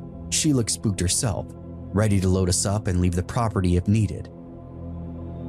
Later that day, my brother would admit that he'd seen somebody on the property as well, early in the morning. He hadn't said anything at the time and assumed it was a hunter or somebody just cutting through our land. After that, we did not feel as isolated. My dad actually did make up call to the police. They looked around the edge of the property and didn't find much, even poked around the footings of the house. They said they'd come back if we called, but for now, there was nothing that told them there was a person bothering us or loitering, trespassing, whatever. The sounds inside the house did not stop, but they were different. The knocking came from new places, the footsteps crossed beneath rooms they never had before. One night, my mother heard a sneeze directly below her bed, wet and restrained, like somebody doing everything they could to stay quiet. Of course, we checked the next morning. The basement, the crawl space, exterior vents, the yard, nothing disturbed. No footprints, no signs of entry. Dad had the cops come out once again and they went through the same motions and found nada, zip. Now, all of that should have been comforting, but it just deepened the rabbit hole. Around the same time, helicopters began passing overhead, not often and not directly above the house, but always low, always following the same pattern across the open back base of our hill. Occasionally, a military plane would follow, close enough to rattle the windows. It wasn't as low, but it made that similar loop. Each time they passed, the house went totally mute. No knocking, no footsteps, or any kind of movement. It seemed like whatever was living beneath us picked up on the presence of the aircraft, and it was super weird and started to make my head spin. How big was this? How deep was this? But one day we made a breakthrough, and it didn't happen all at once. My brother mentioned it over lunch. He was quiet for a moment, pushing food around his plate, then said something that made all of us stop what we were doing. "There are doors in the woods," he said. "Behind the house, buried." My mother asked him what he meant by that. He told us last year him and his friend had wandered into the trees behind our property. They found a shallow depression in the land, something that didn't look natural once you noticed it. At the bottom, half hidden by brush and dirt, were two metal doors set into the ground, flat, heavy, and sealed shut. They didn't open them. They didn't even try. Something about them had felt dangerous to them. They obviously weren't meant to be found. He went on saying that they continued to look around the area and found a second door further along the hill. This one had a single hatch door that was round and sunk into the earth itself. At the time, he assumed they were some kind of storm shelter, old utility access, something totally routine, you know? He hadn't really thought about them again until the knocking started to really haunt us, and then the chopper patrols came in almost that exact same area. It then occurred to him that it could be a military installation out there or something. That afternoon, we ended up pulling up some satellite images, zoomed out and zoomed in, and got our own orientation. Just a few adjustments and boom, there they were. Two rectangular shapes just beyond the tree line, partially obscured by foliage, symmetrical, unmistakably man-made, positioned not far from where the man had been standing that morning, facing our house. And the round one was a little harder to find, but it appeared to be there as well. There was no roads that led to them, no structures nearby, nothing that explained why they were there or what connected them to us. But from Mom's best guess, they were maybe 1,200 feet away from where we stood now. The house now felt like a ticking time bomb. Mom was furious that my brother hadn't said anything sooner, and the knocking did not stop. It actually began to sound closer, as if whatever had stayed deep beneath us had begun to move upward, testing the space. Sometimes the taps would come directly beneath the center of the house. Other times they followed the slope of the land like something traveling underground. The nights when helicopters passed overhead, the knocking would go away. The nights when the skies were clear, it would return, soft and firm, like somebody checking a piece of fruit. My mother actually started keeping notes, times, dates, sounds, and patterns, and my father refused to look at them, to acknowledge it all. He told us our imagination was getting away from us, said there were reasonable explanations for everything, old infrastructure, geological noises, coincidences. Every now and again, He would hear something and I could see that flicker of doubt in his eyes. He was also the one that insisted on dragging the police out here not once but twice. He knew what he heard, it's just that the police didn't search to uncover anything. And for a simple man like my father, that was enough. That was all the answers that he needed. But even he began locking the doors all hours of the day. And we never went to the doors inside the woods. It honestly felt like crossing a line that we couldn't uncross. It felt unholy. Perhaps if we were out there, they'd be open and something would drag us underneath the surface, show us exactly how it made all those noises. And the presence continued to linger. Sometimes late at night, I just lie there awake and listen, not to the house, but to the land beneath it. I began to imagine the space under us not as empty earth, but as something hollowed out. Long corridors, reinforced walls, maybe even a city. Dwarves tinkering around, mining iron and tin from the rich veins, and forged empires inside the darkness. I had a lot of wild dreams like this for all of my middle school years. And once, just before falling asleep, I too heard the cough directly below my room. There was no muffle or distance with it. Right there beneath me, inches. I didn't move, I could hardly breathe. No more coughing or sounds after, and I felt completely crazy. As the years passed, the disturbances would fade, slowly. The helicopters stopped coming almost completely. The knocking softened and became true background noise. We only heard it every now and again, and Dad thinks it was just rocks shifting under the house.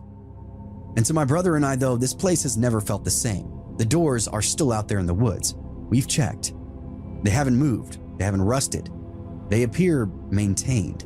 No overgrowth, no layers of dirt or dust along the seams. Whatever is beneath our house apparently comes and goes, or at least receives company of some kind. Whatever the case, though, it's become a lot more quiet now. Some nights when I can't sleep, I wonder if it was a Morse code of some kind, maybe just to scare us, or to warn us, or maybe someone was asking for help down there. Who knows?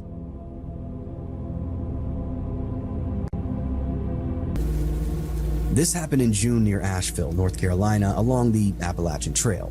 My boyfriend, our dog, and I had been kayaking all day and set up a camp near the river where the trail runs almost right alongside the water. Our campsite was maybe 10 feet off the AT civilization, if you can call it that. It was only about a 5-minute walk down the trail. A road crossing, a dumpster, a small boat ramp. Close enough to feel safe, but far enough to still feel alone. It had been a long, stressful day on the river. Strong current, one rough spill, a near flip, so by late afternoon we were just trying to decompress. We'd run low on weed, so we ate some edibles and just stretched out. My boyfriend was half asleep in his hammock near the water. I was lying on the towel by the tent. The dog was wandering between us. And that's when this man just walked straight into our camp. He came up the trail wearing a full backpacking rig. Big pack, sweat-darkened shirt, trekking poles, legit through hiker gear, you know? And then started talking before he'd even reached us. "Hey, y'all mind taking my trash?"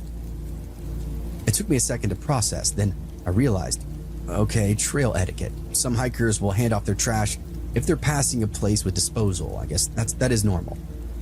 But we were 5 minutes from a dumpster. I told him that. There's a bin right down the trail. You can just toss it there.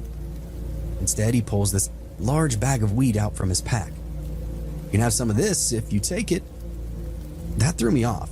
Still, I guess free weed is free weed, right? I said sure. He dropped a small handful of nugs into my palm and stuffed his trash into our bag. I asked the usual questions. "You through hiking? How long you been out?" He said he'd been on the trail for a couple of months now. Then he asked if he could hang out and have a beer. And in hindsight, that was the first mistake. At the time, he just seemed like a lonely guy who hadn't talked to anybody in a while. And honestly, I thought he might have assumed that I was alone, but my boyfriend was still in the hammock, half hidden. When my boyfriend eventually lifted his head, the guy was visibly startled, and that confirmed it. He hadn't realized that I wasn't by myself. He kept saying things like, don't worry, I'm not one of those creepy people," which is exactly what creepy people say. Still, I guess the conversation was normal enough. Trail stories, blisters, rain in Virginia, the usual. We decided to smoke using a gravity setup in the river and offered him some since he'd given us the weed. He took a hit, coughed hard, almost like he'd never smoked or something. And that's when everything kind of shifted. He started talking and talking and talking, but it was barely audible, just this low muttering stream of words aimed at the river itself. We couldn't make out all the sentences, just kind of fragments of it. He'd stare at the water while speaking, then suddenly look at us like we were supposed to respond. We'd nod back and laugh awkwardly. Yeah, man, totally. But we had no idea what he was saying. Time stretched, he drank 3 beers, smoked 2 cigarettes, and he didn't leave. At one point, when we stopped trying to engage, he pulls out his phone and starts talking to Siri, then yelling at Siri, calling it a bitch, demanding answers. The river was loud but steady. The trees were still, no wind. Then, out of nowhere, he turns toward us and asked, "On a scale of 1 to 10, how much do I seem like a serial killer to you?" When he said it, it wasn't playful, nor like a joke. It was direct, curious, even serious. My boyfriend and I locked eyes instantly. That silent exchange, like, we're both hearing this, right? We forced out nervous laughter. 1. Definitely a 1. He stared at us for a beat too long, then nodded slowly, a little smile teasing at his lips. After that, we shut it down. We climbed into the hammock together, started talking to each other instead of him. Close circle, body language clear. He said he was going to smoke 1 more cigarette and head out, and I'm telling you now, that was the longest cigarette I've ever seen anybody smoke. I watched it burn down millimeter by millimeter as dusk crept in. He took these long drags, stared at the river, looked over at us occasionally, zero smile or emotion on his face. Finally, he stood up, shouldered his back, walked back up the trail the way he came. But it was nearly dark, which meant he couldn't be going far. The Appalachian Trail is different at night. Sound carries strangely, footsteps are amplified. You hear movement long before you actually see it. That night, we were certain he would come back. Every snapping twig would jolt us upright. Multiple people walked past us on the trail after dark, headlamps bobbing. But they were hikers that we'd seen earlier that day. A strange couple who thought they might live on the trail, but not him. Still, we planned for disaster. If he came back, we'd grab the dog and run straight into the river, let the current take us downstream to the boat ramp. Which sounds insane, I know, especially when we whispered it, but at least it was a plan. We didn't sleep much, which was fine because he never returned, and we didn't see him again. Maybe he was just this socially awkward guy. Maybe he'd been alone in the woods for far too long, forgot how to normally interact. Maybe he just got a little too high. Or maybe he approached what he thought was a lone woman at a riverside camp. Maybe he tested the air, stayed longer than necessary, asked a question that he'd been thinking about for quite a while now. The memory doesn't scare me. It's what could have happened, out there in the middle of nowhere, smothered in darkness. In May of 2014, a crime in Waukesha, Wisconsin, became one of the most chilling examples of internet fiction bleeding off into reality. 3 12-year-old girls had become deeply immersed in online creepypasta culture, especially the fictional character of Slender Man. Born from the internet forums and amplified through YouTube, Reddit, and other various horror sites, Slender Man had become more than just a scary story to them. To these girls, he was real. In reality, Slender Man had been born on an image board, some say 4chan, in hopes of winning a contest for scariest picture. Slender Man was simply just a creepy Photoshop job of a man in a suit at a park, chasing kids around a playground with his infamously long arms. The rest of his mythos was simply a reaction to that original image. Like many others, they spent months reading lore, watching videos, sharing theories online. Over time, the line between fiction and belief eroded, though. They began to convince themselves that Slender Man existed as a real, supernatural entity. And he was watching them, influencing them, calling them to his cause. According to police interviews, the girls believed they needed to commit a murder to become Slender Man's proxies and to prove their loyalty.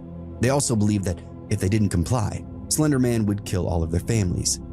Their only chance at survival was sacrificing one of their own and becoming pawns for this entity. They lured their friend into the woods under the guise of playing, then stabbed her 19 times and left her for dead. Miraculously, though, the victim would survive. The case would horrify the public, but it also became a landmark moment in online culture, showing how internet mythology, when mixed with youth, obsession, and isolation, could become real enough to inspire real-world violence, even murder.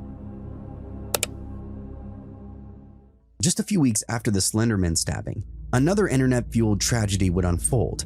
this time rooted not in fictional lore but in a toxic online identity.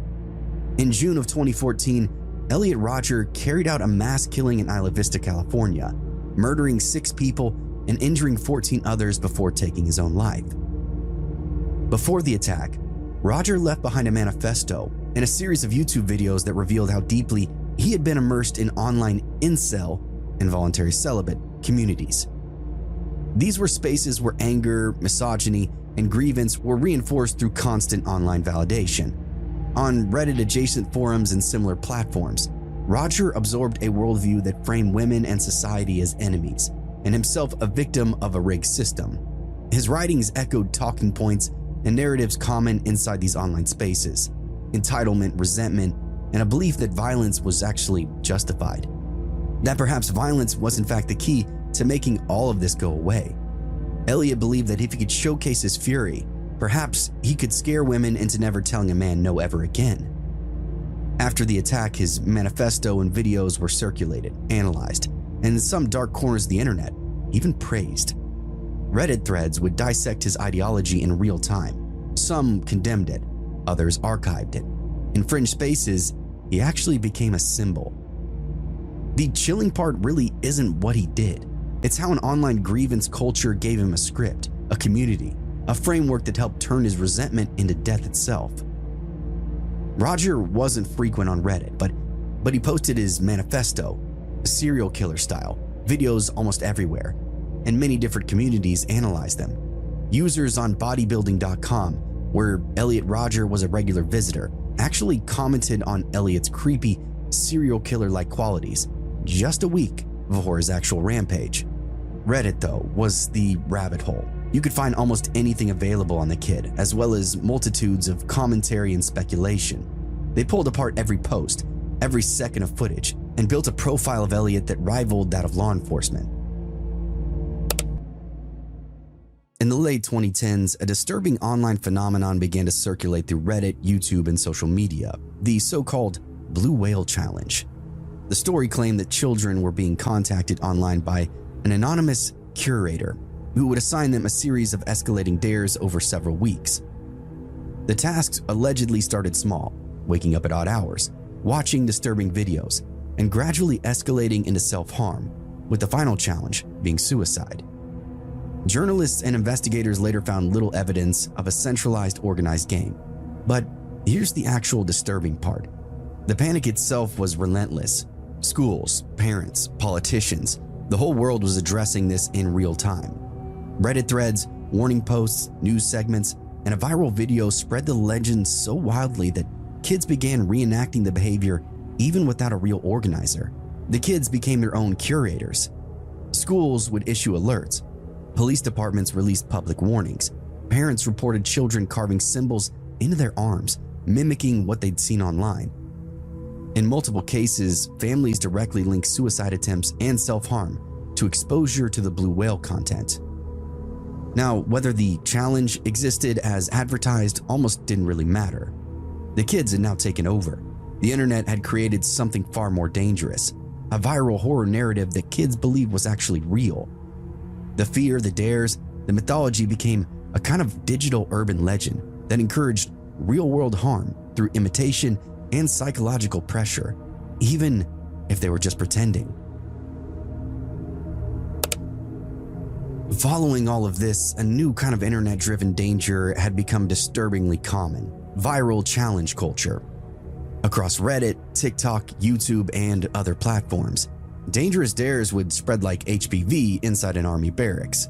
What started off as jokes or shock content quickly would become trends, and then expectations. Kids were doing things we couldn't even imagine. Some of the most notorious included the Skullbreaker Challenge, where people would kick someone's legs out from underneath them mid-jump. The Benadryl Challenge, encouraging teens to take dangerous doses to hallucinate. The Blackout Challenge, which involved cutting off oxygen to induce passing out. The Fire Challenge, where participants set parts of their body on fire. Reddit threads are filled with warning posts, hospital stories, grieving family members trying to understand how something so obviously dangerous would become normalized. In multiple documented cases, teens would die or suffer permanent brain damage trying to complete any of these challenges. What makes this category so disturbing isn't really just the recklessness, it's the psychology. Online dangerous behavior is rewarded with views, likes, and attention. Algorithms push extreme content. Peer pressure is amplified by visibility. What would have been dismissed as a stupid idea becomes a trend, and then a rite of passage. It becomes addicting when those views hit. It's the same pattern as the earlier cases. The internet doesn't just suggest behavior, it normalizes it. It gamifies it. It dares people to bring it into the real world. I suffer from autism, social anxiety, PTSD, and severe anger issues. At school, I'm usually mocked by other people for being the weird white kid. I get called a school shooter a lot because I had a really unhealthy obsession with the Columbine massacre. People laughed when they said it, like it was a joke, like it couldn't possibly land them anywhere dangerous. Teachers overheard it sometimes and didn't even intervene. After a while, I stopped correcting anybody. When you hear something enough, it starts to feel assigned to you, like a role in a family. It was just the space that I seemed to be filling. I was 16 at the time, living in a small country with strict firearm laws, but access still existed. I was already unraveling. My best friend, the person who used to pull me back when my thoughts got extremely violent, started to ghost me, only reaching out when he needed money or some kind of favor. My ex-girlfriend had just broken up with me, and my social anxiety had hardened into something like a callus inside my mind. I wasn't just sad anymore. I was bitter. I was humiliated. I felt like everybody around me had a script for life, and I was improvising. Anything that went well for a peer or a neighbor would infuriate me. I wanted to set fire to anything positive, anything successful. I got dumped the night before because she liked another guy, a guy I knew pretty well. The details sound small when I write it all out, but at the time, it felt like proof that I was in fact replaceable. How else could I feel? That morning at school on August 25th, 2018, everything felt hostile. The hallways were suffocating. Every laugh felt directed. Kids were picking on me, threatening me, laughing at me. And I remember thinking how inescapable this all was.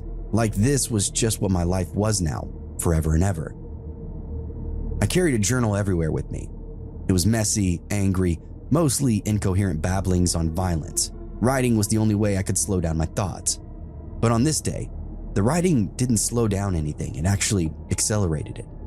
I felt this overwhelming surge of rage mixed with suicidal thoughts, like two currents feeding into one another. I started writing about hurting the school, not dramatically, not emotionally, just line after line, detached, almost clinical. That's what scares me now. There was no panic, no adrenaline, just a sense of momentum. Everything felt natural and fine in the moment. I walked out of class in the hallway. I passed a friend and told him, "Dude, go home." He asked me why, and I told him that I'm gonna do something. You should get the fuck out of here.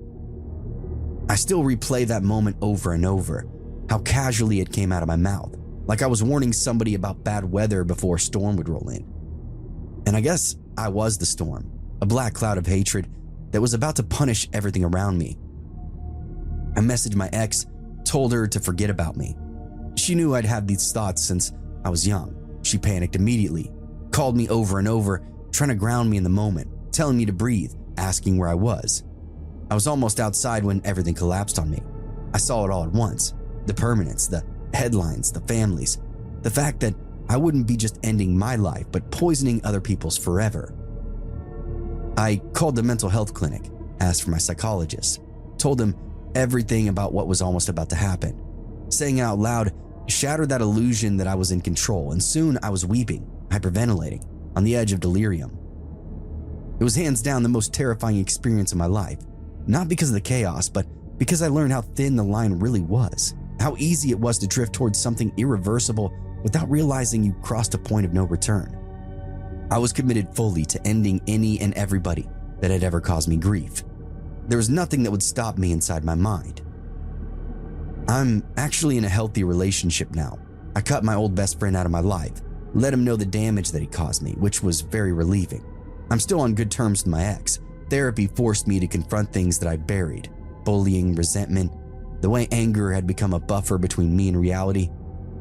I even transferred to a school for students with mental health issues for a while, just to slow everything down and reset. The country I live in now is very considerate when it comes to mental health services. I've told a few close friends. I've told my mom and my older brother. And every time I say it, it feels unreal now, like I'm talking about somebody else. But it wasn't somebody else. It was me. It was me that almost murdered students in every classroom. Me that nearly secured a firearm and pumped round after round into innocent casualty. I can hardly stomach the thought now. Update. I didn't make this Reddit post for praise. I expect judgment. I'm posting it because this almost destroyed everything, and because it didn't have to. I got help. I'm still getting help. My anxiety is lower. My anger isn't consuming me any longer. I haven't had serious thoughts like that since. If you're hearing this and you recognize yourself in any part of it, there is another way. Please reach out for help before a moment becomes a legacy that you can't escape.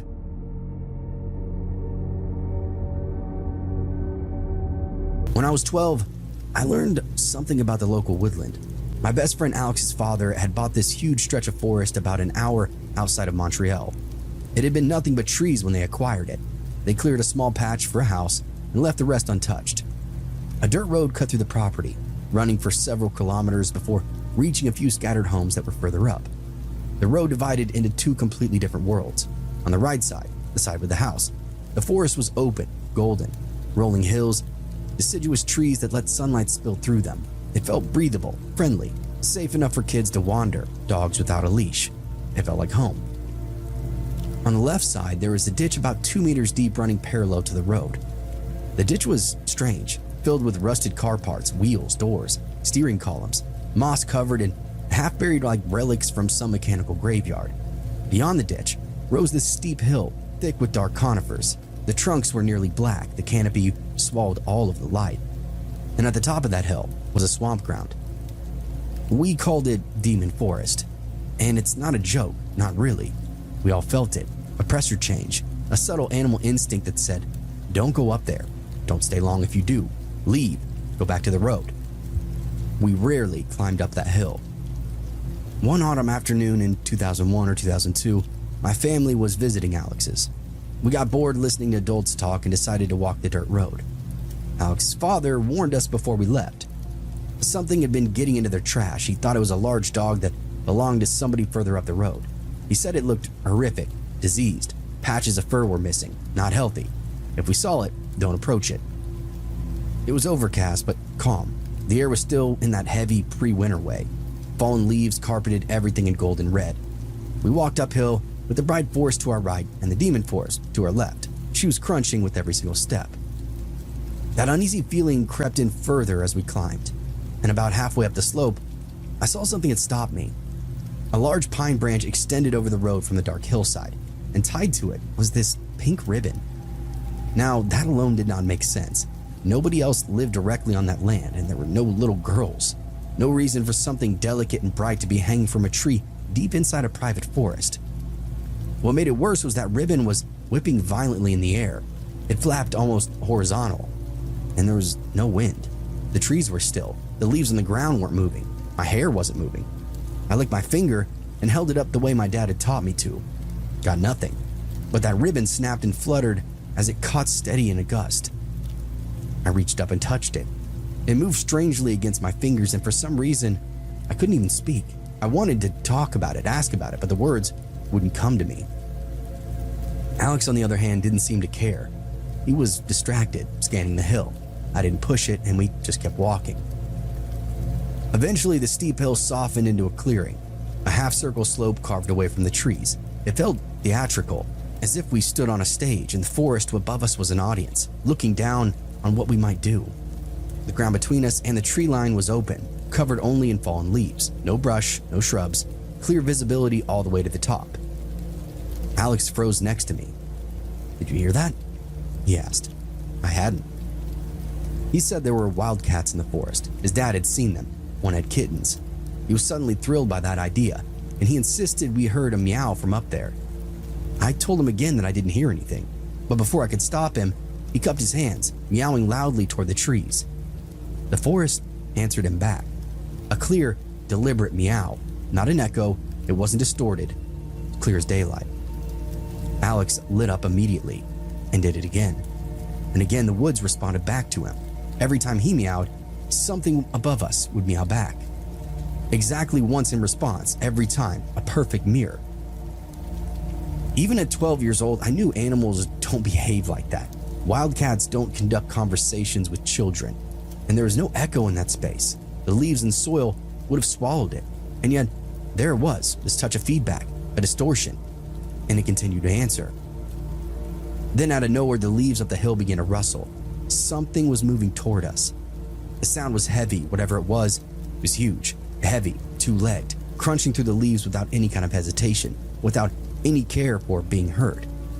And yet, there was nothing there. We could see the entire slope between us and that tree line. Nothing was moving. Nothing broke the surface of leaves, no shape, no shadow, but the rustling multiplied. Alex grinned over at me. "The kittens are coming. It sounds like a whole litter." My eyes went wide and shaky. I felt like Alex wasn't Alex anymore. What he was saying, there just wasn't any logic to it. There's now several distinct sets of movements, closing in, fanning out. Still nothing visible.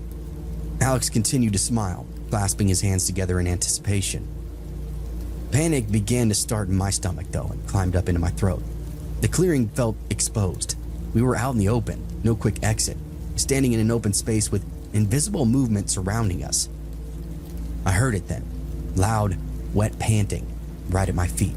For a split second, my brain tried to normalize it. I had a husky at home. I knew that sound.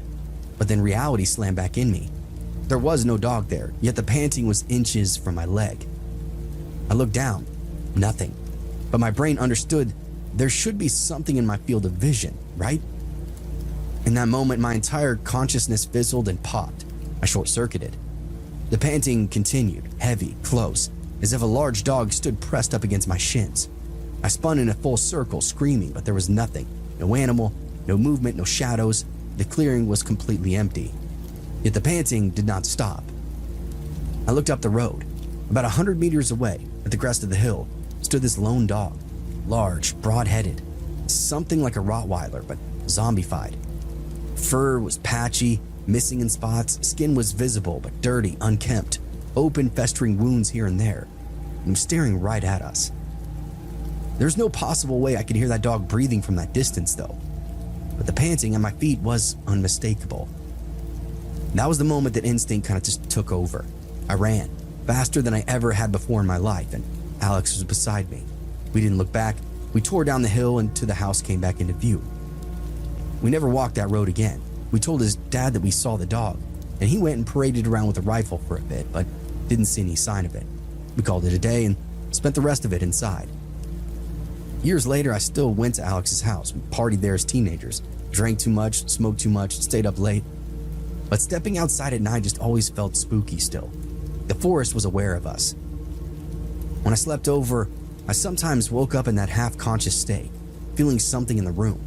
Once I swore that I saw something near the ceiling, a shape that wasn't a shape, just pooled up like a liquid darkness. We never talked about that day either, not once. As an adult, I looked into the history of the land. It sits on a territory traditionally inhabited by Algonquin peoples, possibly Mohawk depending on the boundary lines. The knowledge doesn't really explain what happened though, the ribbon, the mimicry, the energy, but I do know this.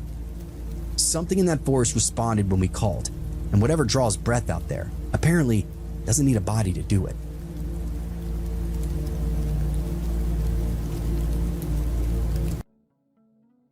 This happened to me Wednesday night.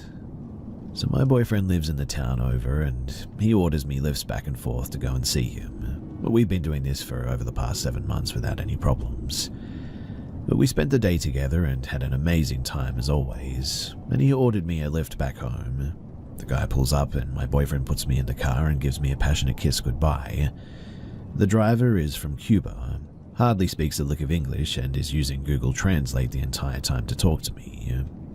First, it started off as, "Do you mind sitting in the front seat? I don't like for people to sit behind me."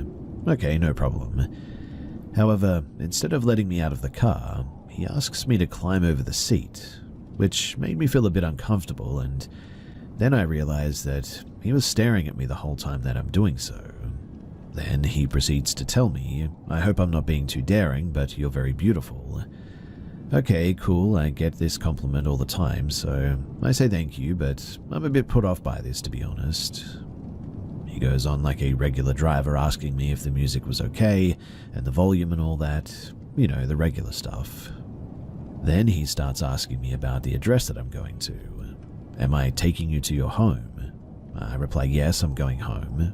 He then asks, can I go home with you? I laugh at this and say no. He asks about the guy that put me in the car, if he was my boyfriend or my husband. He's my boyfriend, my soon-to-be husband. He asks, can I be your boyfriend too? I say absolutely not. He asks why not. I say that I'm totally against that I'm in love with my boyfriend very much and that I'm extremely loyal and faithful to him. He says he doesn't have to know. In Cuba, we believe in having multiple partners, and not all of them know about each other. And I say, well, that's definitely not a thing for me. I don't believe in that one bit. He says, your boyfriend makes the mistake of sending you home alone. I would have taken you myself to make sure you got there safe. I'm getting very upset at this point, and I'm only laughing at what he says, trying to maintain a friendly composure because I know how ugly things could turn if I start giving this guy attitude. He doesn't speak again for a while, and when he does, he asks me again if he could come home with me. I tell him no again, and he says, you're so beautiful, I really want to be your other boyfriend. I don't even say anything but shake my head no and start fidgeting with my phone. He tells me that he has a lot of money and that he would take care of me. I told him that I didn't care about that and that I wasn't interested. He asks if he could give me his number so that we could text each other, and I say no. After what seemed like an eternity, we pull up to my house and he gets down trying to help me with my bags. I decline his help and he tells me, hold on, and pulls out his phone one more time and asks, can I come inside with you? I tell him have a good night and to have a safe trip back, and dart inside as fast as I could, locking all the doors behind me, calling my boyfriend immediately so that he could report this weirdo because I don't want this unpleasant experience to happen to anybody else. In the end though, the only thing Lyft did was give my boyfriend a $5 credit to his account for the unpleasant experience. He wasn't even able to tell him. He really wasn't even able to tell them why it was so unpleasant. And look, I know, stories like this aren't actually the scariest or creepiest ones out there, but if you were a young woman and in a stranger's car like this, and they were pressing like this and trying to come into your home and everything, trust me, going through something like this is actually pretty terrifying. So yes, ladies, creepy drivers are definitely a thing, and please, be careful out there. So I'm a man living alone in an apartment, for reference. I was walking into my building this evening and a lady that I've never talked to before and rarely even seen said hello. I'm personable and polite, so I said hello back and went to walk into the building. Then she asked how I was and how the weekend was going. I assumed it was just some friendly small talk, so I obliged, and then immediately she asked where I worked and how long I've lived in the building for, which threw me a little bit but seemed innocent enough. Then, about as soon as I finished answering, she said, no one has ever helped me or offered me help my whole life, and I'm just trying to better myself, but nobody will help. People don't ask me to go out and do any fun things, and I like to do fun things. So I just kind of stammered something about how that's rough or whatever. Again, immediately once I stopped talking, she started up the same thread, a bit frustrated and exasperated. I don't have any friends. No one offers help. I'm just a nice person. I'm paraphrasing, but that was basically it. This whole time she's like barely blinking though, won't break eye contact and is kind of cornering me as well. My hair on the back of my neck is up and my skin is crawling, and my super came out and said that she needed me for something and got me inside. She then told me that I really shouldn't be talking to her.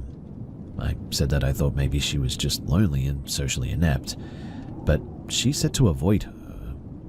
Women like this seem to have a good instinct about dangerous or unhinged people, so I plan on following her advice, but as someone with friends on the spectrum and having worked with the mentally disabled in my life, I at first thought that maybe it was just that.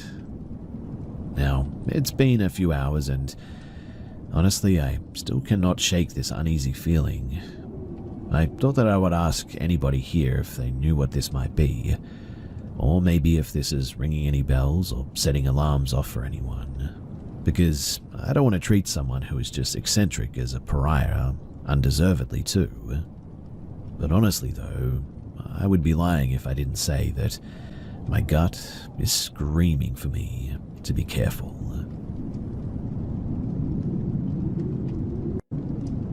Over a year ago, I was forced to move out of my apartment due to a serious mold problem that was making people sick, and the management refused to remediate it to the extent that we needed them to, and they did as little as legally possible, basically. But because of all of my things that were there essentially were caked in toxic mold spores, it was a huge effort to thoroughly clean what could be cleaned and bring the rest to the dump. We didn't thrift them because, well, the contamination was either too difficult or just not possible to clean certain items, like couches and mattresses and things like that. But anyway, my sister-in-law was helping me sort through everything that I owned to determine what was worth keeping and cleaning.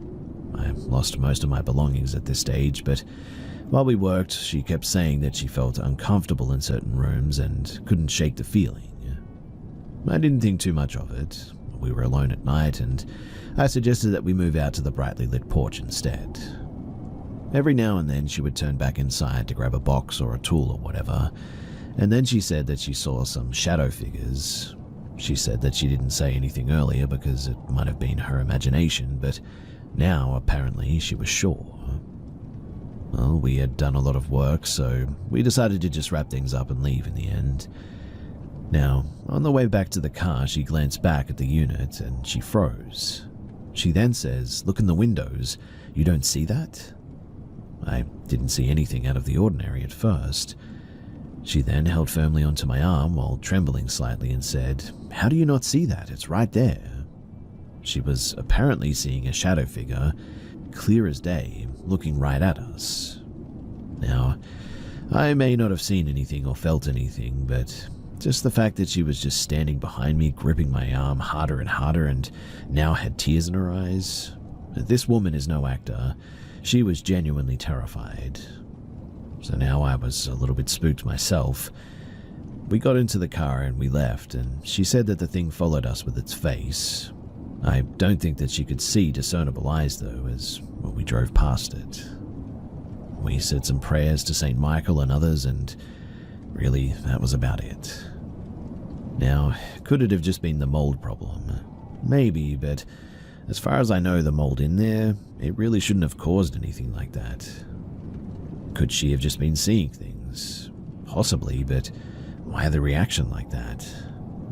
To this day, I'm really not sure what happened, but all I know is that it was a bit of a scary experience, and to be honest, I was glad that I was leaving. For a little bit of context, this happened last year around February. I am 17 and I'm a female. So, it was a random day. I had just finished school and I was home. I've always been very scared when I'm home alone, but it's not like all the time, but sometimes it just gets to me and I feel very bad and a bit paranoid, really. I'm just going to describe to you as well how my hallway is made so that you can understand the context to this story. So at the beginning of the hallway, there's my bedroom on the left, and after that, there's my parents' bedroom, still on the left, and at the end there's the bathroom that is the toilet too. The door to the bathroom is weird though because there's sort of a curved window in it, so if I'm inside the bathroom I can see movements and vice versa. If I'm outside, I can also see movements from inside the bathroom, but it's not very clear. Anyway, so I was in my room and I decided to go to the toilet that was in the bathroom, and when I was in it, I didn't close the door or anything because, like I said, I was home alone. And then I heard a sound coming from my parents' room, like the floor was creaking and somebody was walking towards me. Of course, I locked the door right away, and so, I had like 10% on my phone and all that in all the horror movies. But honestly, I have zero survival skills, and I didn't think that it was that serious, so I called a friend on FaceTime and told her everything, but really I was scared, but sort of still laughing. It's what I do when I get terrified. So I decided to approach the said curved window that I mentioned earlier, and that was when I saw a man. I started to scream like I'm calling the police and leave and stuff like this.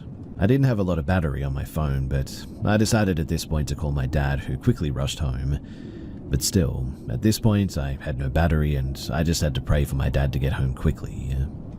I was scared, and I imagined that when my dad was going to open the front door that the man was going to jump on him or something like that. After about 45 minutes, where I was just sitting in the bathroom on the toilet, but holding the door in case the man tried to push it open, my dad finally arrived. And trust me, I heard the floor creak again. And then my dad told me that I could come out and that there was really nothing there. In fact, there were no windows open or anything. I was really confused by that, and I think about this whole thing often. Like, did I imagine everything, or did something really happen?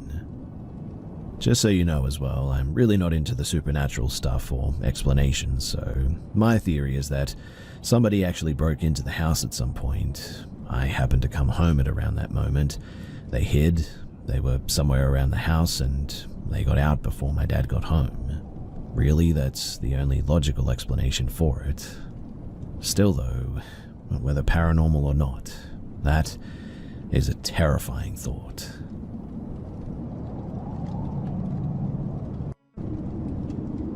About 6 or 7 years ago, a friend and I were on our way to visit another friend of ours who had moved to a small town for a teaching job in a state high school. All of us grew up in the same seaside state capital, and the small town in question is about 120 kilometers of bad road, curvy and slippery, but through it is a very scenic route as it goes through hills and also a natural reserve. Now, I cannot remember much of the tree trip per se, but really it doesn't matter too much. I was driving and we hopped onto the highway that goes inland. Rain was pouring down and we were listening to Black Flag whilst talking about music when I stopped at a gas station because the gas was getting low, and this friend and I, we're kind of charmers, so we start some small talk with the cashier and I mention that we're going somewhere. The cashier then mentions a shortcut through a dirt road instead of the usual highway, citing that it would cut 30 minutes short off the trip, but that it wasn't really that safe given the weather conditions. I emphasized that it was raining hard, but we were both idiots and, at the time, drunk idiots as well, so we kept an eye on the entrance and took the shortcut. It was a rocky road that cut through the Atlantic forest, probably illegal since it also cut through a national park. Due to the heavy rain, as you can imagine, it was especially rocky and muddy, so I had to keep a steady speed of about 5 to 10 kilometers per hour, in a Ford Ka 2015, mind you. There was not a single light in sight as well. Not a house, not a street light, only the car headlights showing nothing but water pouring down, and a disgustingly horrible road ahead. We were joking about how the rain stopped, and my friend said that he wanted to take that chance to take a bit of a leak, so I just stopped in the middle of the road and I told him to hurry up. He then covers his shoes with a pair of plastic bags from the beers that we bought and goes to the front of the car. I honk a few times just for the heck of it, to take a few laughs of the situation, and he moves a little bit forward where the headlight sort of doesn't hit him anymore. And it took the time to light a cigarette to hear him kind of exclaim, sort of yell in fright, I guess, like when you're taken by surprise by something. And the guy ran back to the car, slipping and falling on the ground and messing up all of my passenger seat with his muddy pants and slamming the door. He then looks at me and says that he saw what he believed was a mountain lion or something like that, and that I should slam the gas and get the heck out of here. Obviously, I couldn't do that because of the conditions. Also, it would mess up my car's suspension. Instead, I turn off the music, we wait a little bit, and nothing happens. But after about 20 seconds, we both see a huge, and I mean absolutely massive figure move between the trees. It was at least 2 meters tall or so, and we couldn't really see much of it, only black fur and the eyes that reflected the car's headlights. But as fast as we saw it, the thing went left and back into the woods. I think that I speak for both of us when I say that we were absolutely frozen and ecstatic all at the same time. To this day, I still don't know how I could remain calm enough to start the car and slowly drive away to our friend's place. We told him about it, and he said that it was probably a mountain lion still, but I don't know. Mountain lions aren't typically 2 meters tall. They may be horizontally that long, but not tall. And I swear that I could hear its footsteps as it ran away as well, despite the windows being closed, so whatever it was also extremely heavy. Anyway, I just wanted to share this in case anybody out there might know what the heck we saw that night. And about a year back, I was standing in my balcony around 3 a.m. at night, smoking a cigarette. I was facing the window, and in the window I saw a reflection of something sitting on the rooftop of the building opposite across the street. I turned around and there was nothing. I continued smoking, and as I look up at the roof again, I saw a dark figure sitting on the ledge of the building. It wasn't sitting normal too, kind of like how Spider-Man sits on a light pole, like it was hunting for something. I kept looking at it, trying to figure out what it was and if it's really what I think it is, or am I just sleep deprived or something. After like half a minute of me staring though, I felt like it looked back at me, and I just kept staring at it, and I was completely lost. It was a little bit dark, but I'm certain that this thing had almost human-like features, but in the most messed up way imaginable. A skin that kind of looked burnt, and I'm sure that it didn't have eyeballs and just 2 empty eye sockets.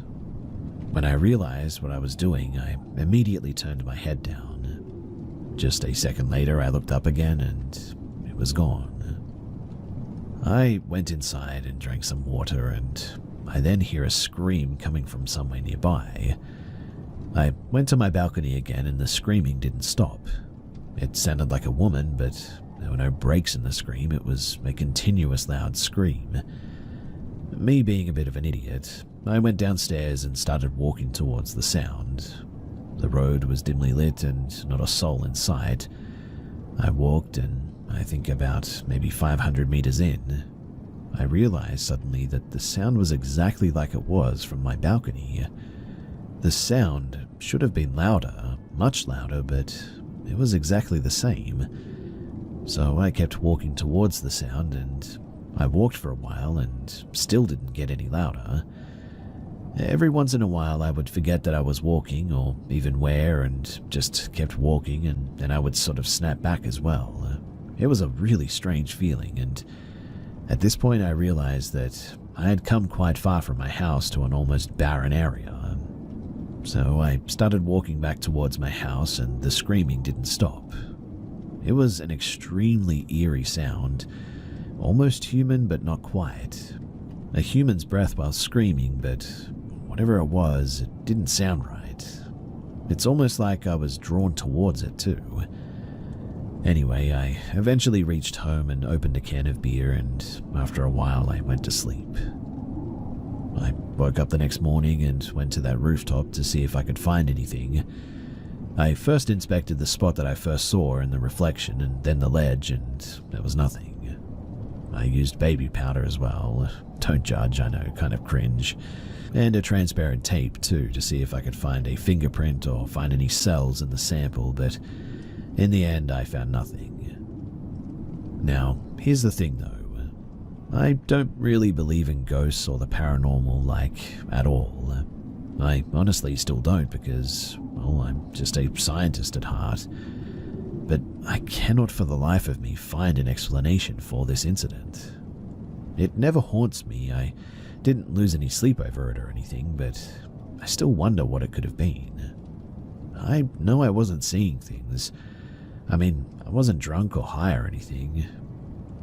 I guess the reason that I'm sharing this story after a year is because, well, 3 days ago, I was sitting with my friends and we were sharing weird things that we haven't told anyone about, and I shared this incident with them and they were pretty terrified by it, especially because they know that I'm the kind of guy who laughs at someone who claims that they saw a ghost or even someone who believes in one. A friend told me that she didn't sleep the night after going home and recommended that I share it here to ask people what they think it was. So, what do you think that it was? I'm sharing this because I found this place tonight and I thought that I would share something that I've experienced probably around 2005 to 2006 when I was about 10 to 11 years old. I've never told anyone about this and I always felt the need to though. It's just one of those things that I'll always remember, I guess. So, when I was a kid, we used to go on these monthly vacations in August to a beach town here in Portugal called Sesimbra. It was always very fun, going to the beach every day, playing football with my cousins, going out for dinner to eat seafood. Honestly, it was a really great time to be Portuguese and travel in your own country. Anyways, this old lady would arrange us beachfront apartments every year, and it would vary, some worse, some better. There's this huge building at the end of California Beach, though, which seems to be falling off the edge, and there's these sort of wooden stairs that you need to climb to directly access the building from the beach. If you've been there, then you'll know what I'm talking about, but we were spending the monthly vacation on this building specifically, on one of the top floors. I believe it was the 8th floor, and I used to sleep in the living room couch, which had access to the balcony. I cannot remember sleeping alone on a regular basis, mainly because I was really scared of the dark and being alone at that age. Usually my dad would sleep there as well, while my grandparents stayed in the only bedroom. However, I can't remember why he wasn't there this particular night. But since he worked a full-time job, he would often stay only for 2 weeks instead of the whole month, so it's probably why, I would guess, but anyway, all of that is to say that I was sleeping when I woke up, startled, and I couldn't move. I was conscious, and I don't think it was sleep paralysis or anything like that. I was just terrified because of what I was hearing and seeing. It was a loud buzzing sound and a sort of light blue light covering the whole living room. I swear to you as well that I was so scared that I just couldn't face it, because I felt like this presence, or whatever it was, wasn't good. I don't think it was evil or demonic or whatever, but just terrifying and sort of threatening. It seemed to be some kind of a UFO just hovering near the balcony. I promised myself not to move until it was gone, and then the weirdest thing is that I cannot remember if I fell asleep again or if I simply waited for it to go away, but the next thing that I remember is that it was morning. What I do remember, though, is thinking to myself, this isn't a dream, this is real, and I won't forget that this is really happening. So obviously I remember that part, but as for that time gap, I have no idea what happened. Anyway, this felt good to get it off my chest after so many years and finally voice it and tell some other people. If you have any input or if you would like to share any thoughts, then please do. I've been a mall security guard for about 4 years when I first met a dude called Craig. Guarding was something that I fell into around 2009 when the job market went and pooped its pants. The pay was okay, I didn't mind working nights, and some of the store clerks used to work us into their 20% employee discount, which was awesome. All my coworkers were pretty laid back too, including the boss. They were just regular guys bringing home a paycheck who didn't go looking for any trouble. But then Craig got hired, and right away, we all knew that he was different. Craig was a short, balding dude with glasses who was either at the end of his 30s or the beginning of his 40s. And word had it that he'd been a security guard ever since he dropped out of high school, and that meant for a while. But you'd never have guessed it from just looking at the guy. He was shy, quiet, and didn't strike me as someone who could handle himself if things got physical. But our boss said that he'd gotten amazing reviews from his references and hadn't taken a sick day in almost 6 years straight. Now, I guess you can't train that kind of a reliability into someone, and you gotta snatch it up where you can find it. So Craig got the job, and it wasn't long before I was working shifts with him. Now, including those in the parking lot, the mall had like 20-something security cameras, meaning a lot of our job was spent sitting in front of a giant bank of screens while watching for shoplifters and car thieves. In the daytime, we were the eyes in the sky, and definitely much more of a reactive force than a proactive one. Night shifts were a different story altogether, but I'll get to that later. So one day, me and Craig are sitting in front of the screens. We can access each individual camera feed from the monitor on our computers, which we use to clip and store footage should we need to. But for the most part, we don't do that unless we've got a good reason to. So when I noticed how Craig was watching this one store without a break, I got kind of curious. When I noticed that he was watching the store that sold clothes and toys for the under fives, I asked if he'd spotted something suspicious. Now, it's kind of sad, but that store was one of the biggest shoplifting spots in the whole mall. I guess the junkies figured out that formula and baby clothes sold fast over at the Hundreds block, so it became a real problem after a while. But then when I asked him, Craig switched over to the camera feed of another store and sort of said something like, "Oh, never mind. It was nothing." Now, I didn't pay it much mind at the time. I did the same thing myself from time to time, but then that same shift, about an hour before clock-out time, I caught him doing it again. And that time, he just straight up denied it. Now, I said something like, "Watching the baby store again, huh?" And then he just sort of flicked over to another store again, saying, "What? No." Now, I somehow got into my head that he had some crush on the girl who worked there, and in all fairness, she was cute, so it did track. I also thought that I had a little theory confirmed when I teased him with the prospect, and he turned as red as a stop sign. Now, I said, "You are into her, aren't you? You gonna ask her out? Come on, do it, dude. Don't be a wuss." He didn't get mad or anything. He just told me to stop while trying to keep a grin off his face. I left him alone, but not enough being like, turns out you're human after all. You're alright, kid." I clocked out maybe an hour or two later, and Craig grinned as I said, "Hey, don't let anyone else catch you crushing on the baby store girl again. They'll think you're stalking her." Over the next month or so, I was on a sort of string of night shifts watching the mall overnight, and 2 of those shifts were spent with Craig. I didn't see him as creepy robot anymore, just a quiet guy who focused on what was in front of him. But I did give him hell about not asking the baby store girl out yet. I told him to live a little, because the worst she could say is no. It's not even like he had to go anywhere near the store during daylight hours either, not unless it was an emergency. But still, all he did was grin and tell me to just buzz off. Now, night shifts were different to days in that we actively patrolled the mall complex once every half hour. Now, one guy would leave the office and take a walk around, while the others stayed behind to watch his back from the screen bank. We wouldn't always keep our eyes glued to the screens, not unless the walker called on the radio. So as Craig was walking around the mall from the 2:30 a.m. patrol, I wasn't paying attention to what he was doing.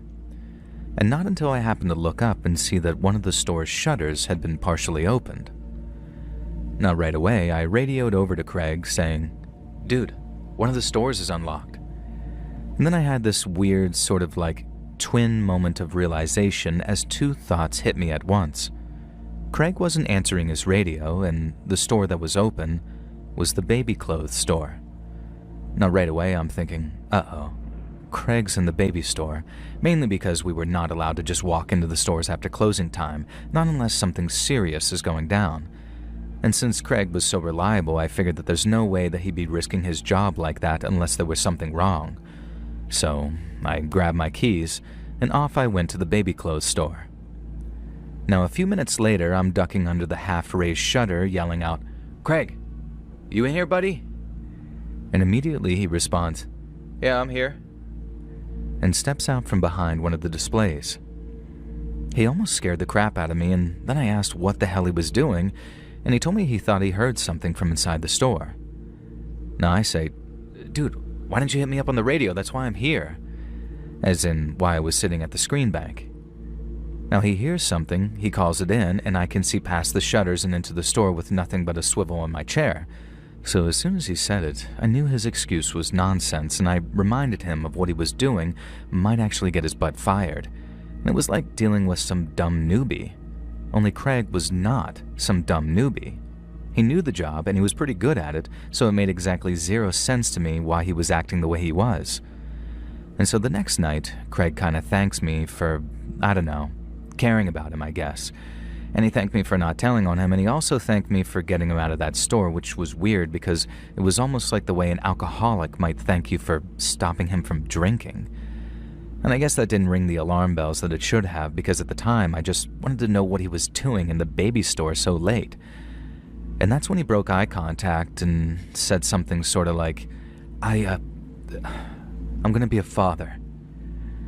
And then right as I'm about to congratulate him, he added, and I'm scared. I told him something along the lines of, it's okay to be scared, but I'm sure you'll be fine. But I didn't mean it. Not because I'm the kind to offer empty platitudes, but because I didn't believe him. I'm not saying that I have a particularly advanced bullcrap detector or anything like that. I just don't care how quiet a guy is. If his wife or girlfriend is pregnant, he complains to his buddies at work about it.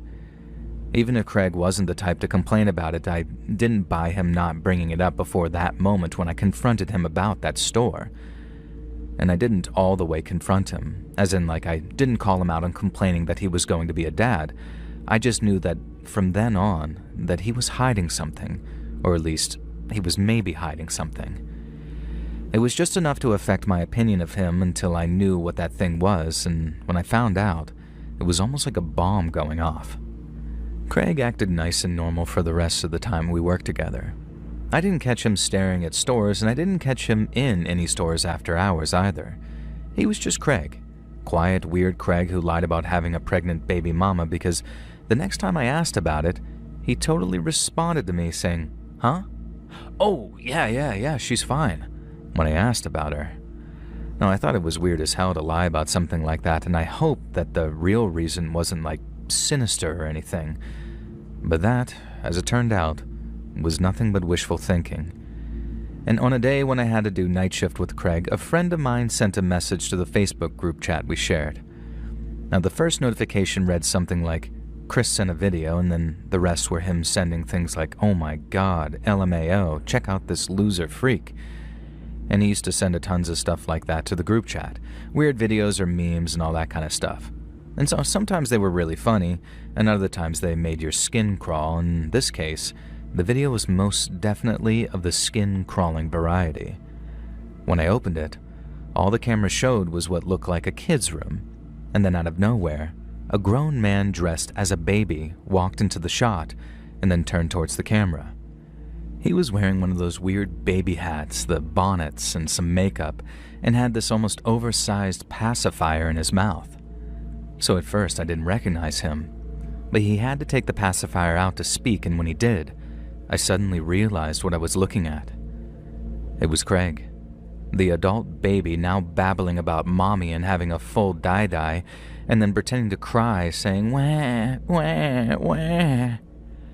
I remember closing the video, and then just standing there in my kitchen for a second or two, just not really knowing what to do with myself. Obviously, one of the thoughts going through my head was, that's why Craig was in the goddamn baby store. He obviously couldn't wear any of the clothes there, but knowing why he was interested in them made my skin feel like it wanted to crawl off my bones. But then my other thoughts involved stuff like, was Craig dangerous? Was he some kind of PDF file whose thing was dressing up like a baby? I had no idea, and it's not like I wanted to dedicate any brain power to it either. It made me feel uneasy and very queasy thinking about Craig all dressed up like that, but it made me even queasier thinking that I had to spend 10 hours in a shopping mall with him, completely alone. I ended up calling my buddy Chris, the one who sent the video, to ask where he'd found it and how many people he'd sent it to. He said someone from his job sent it to him and that he'd sent it to just about everyone he knew, with obvious exceptions for family. Now that meant the video was going around town, so it wasn't going to be long until Craig got recognized for being the giant man baby in it. And while a heck of a lot of people were going to laugh their butts off at him, I knew that there would be people that thought he was a predator and would want to hurt him. But was he a predator? Or was he just some harmless weirdo? Now that was the real question, so that night while we were at work, I decided to just ask him about it. It was probably one of the most awkward and creepy exchanges of my entire life, and it took me like 3 hours to work up to it too. I wasn't scared of Craig. At least I wasn't physically intimidated by him, but if I confronted him on what was no doubt a deep, dark secret, what was to stop him from freaking out and pulling a knife on me or something? Even if he didn't and just straight up denied all knowledge, spending the rest of my shift with him was going to be awkward as hell, so it was definitely a period where I thought to myself, just mind your own business and let whatever happens happen. But I couldn't, and in the end, I asked him. The second I said, "Hey Craig, I saw this video today," he turned even redder than I had asked him if he had a crush. Now I cut myself off after the day and just watched his reaction to sort of gauge it, and I swear to God, Craig started sweating right there in front of me. I told him I figured that he knew which video I was talking about, but he didn't move and he didn't say anything. He just sat in his chair, eyes locked on the screen bank, swearing and shaking like he was coming down with some fever. I guess I didn't really know where to go from there. He'd already admitted it silently, but it was an admission all the same. And I don't think I expected him to do anything but deny it till he was blue in the face. And so once I had the admission, I went to what I considered the most important question of all, which was, "Craig, are you a weirdo for kids?" And then, and only then, did I get a reaction. His head spun around and he says, "No, it's not like that, dude. I swear to God, I'm not." It was a very strong reaction and one that had a pinch of outrage to it, and not the kind of please believe me that you get when someone is lying to save their skin.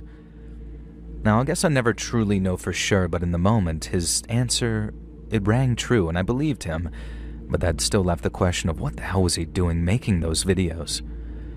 And I guess it might sound a bit weird, but I kind of backed off on wanting to know why. I mean, I could probably take a shot in the dark and it wouldn't be too far off, but even if I knew, it wouldn't change anything. Craig was weird. Really weird, actually, but as far as I knew, he was harmless, and I actually kind of liked the guy too, so there was that. And then, because I liked him, I knew he didn't deserve what was definitely coming his way, and I told him to quite literally get the hell out of town. And Craig knew it too. He knew that once people saw that video, and knew the guy who made it was a security guard down at the mall, it wasn't just his job he'd be in danger of losing. And so even though his record was clean and I didn't personally believe that he was some kind of diddler, the best thing for him to do was leave town and start over someplace else. And once I was done giving my speech, Craig looked like he was searching for the right words, and then he burst into tears out of nowhere, and he didn't stop crying for a good couple of minutes. Now don't get me wrong, I didn't feel too bad for him. Uploading videos like that was dumb as hell, and it was only a matter of time before someone recognized him. But his dumb mistake had ruined his life, or at least it was going to ruin his life if he didn't find someplace far away to live and fast. Well, that was the last I saw of Craig. When we clocked out, he thanked me for letting him know that his video was going viral, and then told me that I might not see him around much anymore. I told him I was sorry to hear that, but it was for the best. He needed a fresh start someplace else, and he needed to fix whatever needed fixing so he didn't feel the need to put that kind of crap online. Because it was either going to get him hurt, or, this was half the reason I felt very little sympathy for him, I felt like whatever his thing was specifically, it had the potential to turn into something dangerous. Like maybe he was telling the truth when I asked him if he wasn't some kid like her or not, but people change, right? For better and for worse.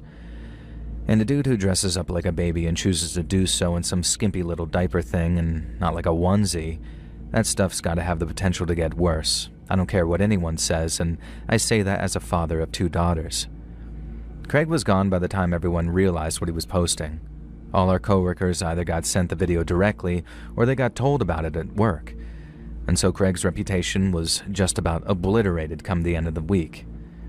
Our boss said it was good that he got the hell out of town because he'd have fired his butt if he tried to stick around. And there was a lot of hate towards Craig like that, and I get it. But all I really feel anymore when I think about him is fear. I hope he's doing okay and that he found a good woman or man or whatever and settled down, because one of the alternatives is that he didn't get himself together and he got worse. And then if he gets worse, maybe he'll do something terrible with a kid or a baby. And then it'll kind of be my fault for not taking him around the back of the mall and shooting him when I had the goddamn chance.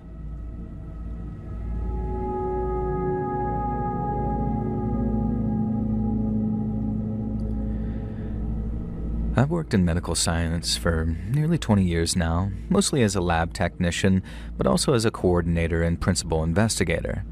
And many years ago now, I used to work in a small medical clinic in the Greater London area. We mostly ran blood and urine tests, and while we had an x-ray room and a few other things too, it was 95% blood and urine week in and week out.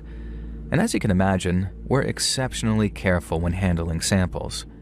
I can't imagine many of you have received calls saying, we misplaced that blood you gave us. Can you come back and give us some more? And that's because we're really careful with them.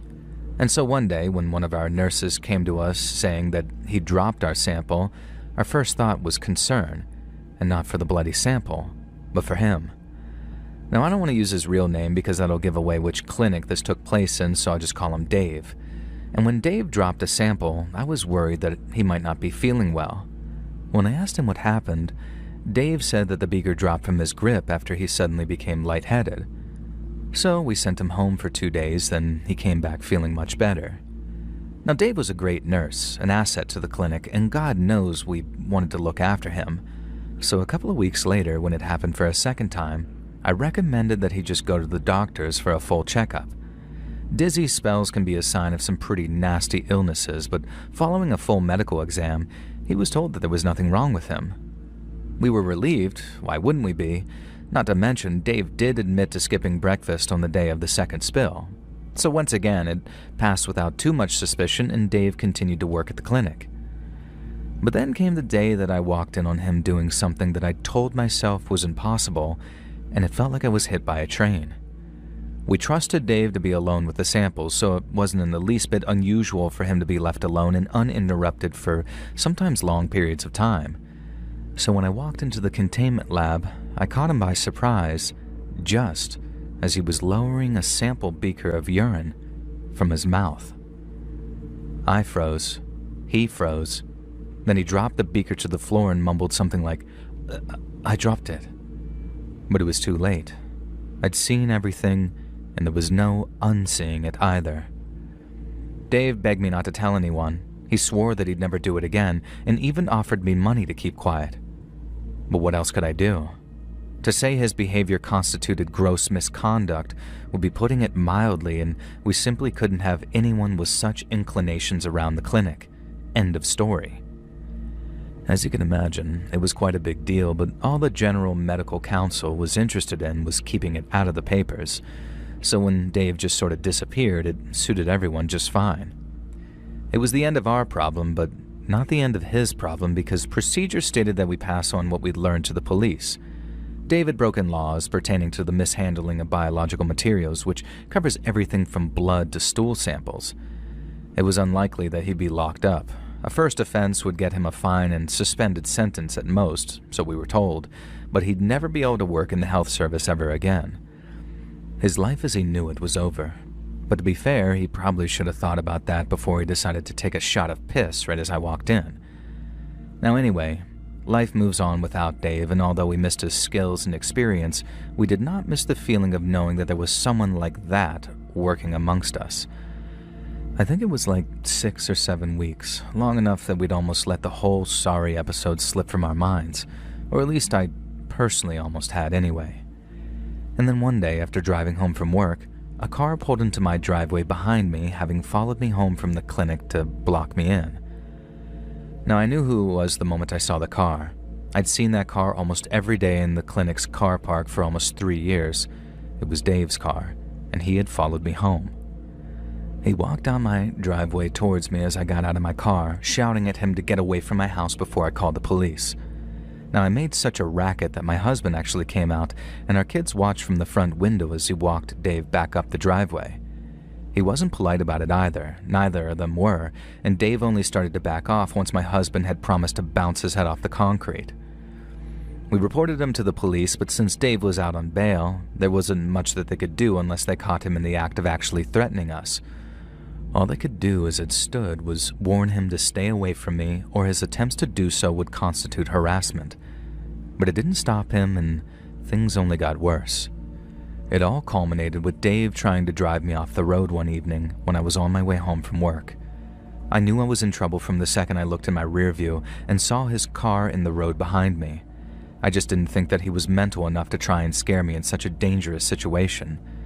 I don't think he wanted me dead. Or maybe he did, who knows. But if I think he really wanted to murder me, he could have done it with a knife come closing time at the clinic. However, that didn't make what he did any less frightening because his reckless driving ended up with me careening off the road and into a ditch. I wasn't hurt, not too bad anyway, but I did need to go to the hospital to get checked out just in case. It was a horrible experience, but like many dark clouds, it did have a silver lining. Dave's dangerous driving had been caught on several cameras, meaning he was swiftly arrested and kept on remand before his trial since it was deemed that he was a threat to the public. That new dangerous driving charge meant prison was now on the cards, and although he only got 3 months for all the offenses he racked up, it was still 3 months where we could all feel safe again. He didn't bother coming back to do anything, not to my house or to the clinic. He did 3 months of a 6-month sentence, meaning any other offense would have him recalled to prison. Now, I was appalled at what a light sentence he got at first, but now I actually appreciate how smart it was. 3 months is nothing to sniff at for a first-time lag, and then the prospect of another 3 months in jail was enough to deter Dave from any further threatening interactions. And it's a bloody good thing that he didn't turn up at our house again, because I swear my husband would have done time for murder.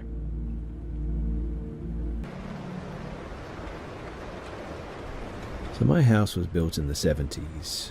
Not particularly new, but not really that old, I guess, too. We moved here in the early 2000s. I don't really know any of the history behind it, but we've always joked that there are ghosts here. Doors slamming, creaking, and things randomly disappearing has always been blamed on ghosts, but around 5 years ago, it started becoming a tad more aggressive, you could say. The sounds of light footsteps in the hallway, scratches from the second floor and inside the wall. Mind you, we have no rodent problem, so it seemed sort of unexplainable to the entire family. Then, one day, around 3 to 4 years ago, I was home alone sitting in the living room when a loud bang appeared from the second floor. It was so loud I was worried that the upstairs cabinet had fallen over on the floor or something. When the bang hit, my lights flickered too and the TV turned off and on. I could feel the shake all the way down the stairs. I went up to check what happened, obviously, and when I did, everything seemed the same. This has happened several times now, and it's almost entirely identical. A loud bang, a shake, flickering lights, but nothing ever seems out of place. What makes this worse, too, is that you can't hear it when you're upstairs. You can only hear it when you're downstairs. I know that sounds weird, but that's what happens. I've been called on my phone to stop slamming the door so hard when I'm laying silently in my bed and stuff like that, and I haven't heard a thing. In the past year, I've also started seeing things. I might just have imagined things, but at one point I could have swore that I saw a toddler sleeping in my brother's bed. I saw her pretty clearly too. She was young, maybe 3 years. She had long blonde hair and her arm hung over the edge of the bed. When I approached her, she just disappeared. This was probably a year ago, but it still really confuses and spooks me. Then, a few weeks ago, I encountered her again. I was home alone when someone knocked on the door. I was a bit confused as I wasn't expecting anyone. As I approached the hallway, I heard the door closing and I heard a young girl saying, "Hello," like she had just come home and was announcing her being there. I felt chills run down my back, but I still opened the door to look. My brother is 5, and I figured that he might have just come home early or something, but no one was there. Today, I closed a door, like properly shut, and then it just opened a bit again. And when I looked at the open door, it shut again quickly, closed. And now I keep hearing banging sounds from downstairs, and I just don't know what to do. I'm unironically kind of worried. Also, I don't know if this matters, but the dreams that I get in this house are always so vivid compared to when I'm not at home. Sometimes I wake up with the sheets off my bed and blanket as well because I sleep so uneasy, I guess. Anyways, I could really do with some advice. I don't think speaking to whatever this is works. I tried, and I guess maybe things stopped being so noisy for a bit, but then it would just start up again, and that's been a bit of a theme for this whole thing. So yeah, if you have any advice, then please do let me know.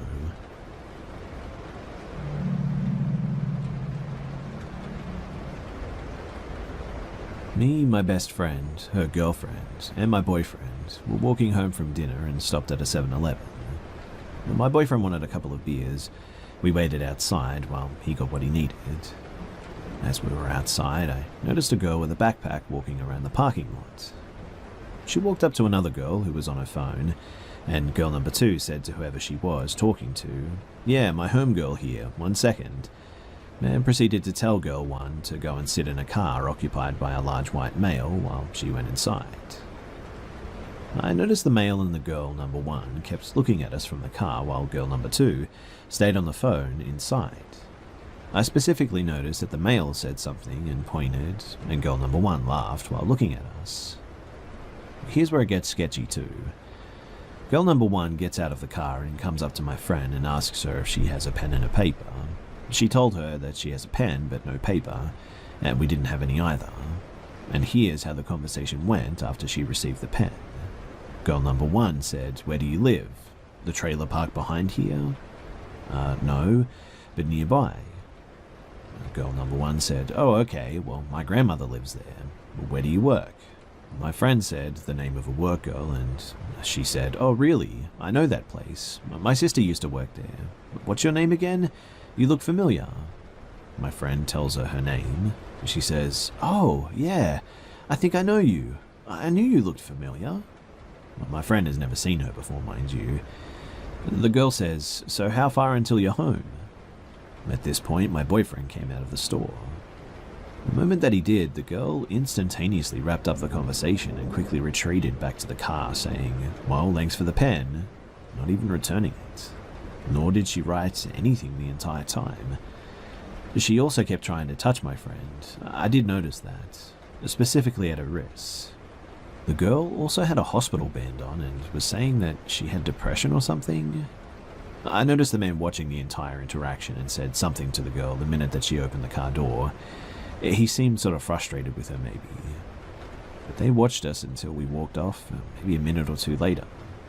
They proceeded to sit in the car for at least 3 minutes. At least that's how long it took until they were out of my sight. Probably longer since they made no effort to pull off. But the whole thing just seemed, I don't know, really sketchy and weird. Has anyone heard of anything like this before? I'm especially worried as my friend doesn't have a car and walks everywhere, so there's a good chance that she may be back there at some point. Should we be worried?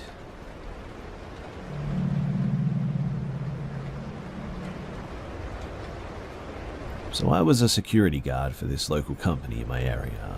I was assigned to a water park with another guard who was regularly there keeping watch. He was to train me and show me around and tell me what codes open what doors, stuff like that. But I first noticed how quick he was to enter and leave the property, that he never wanted to spend more than 10 minutes inside the property before he would be eager to leave. Our first night was simple. There was nothing exciting or interesting going on, so our night dragged a bit. After a few hours, I asked him if he'd experienced anything unusual while working here.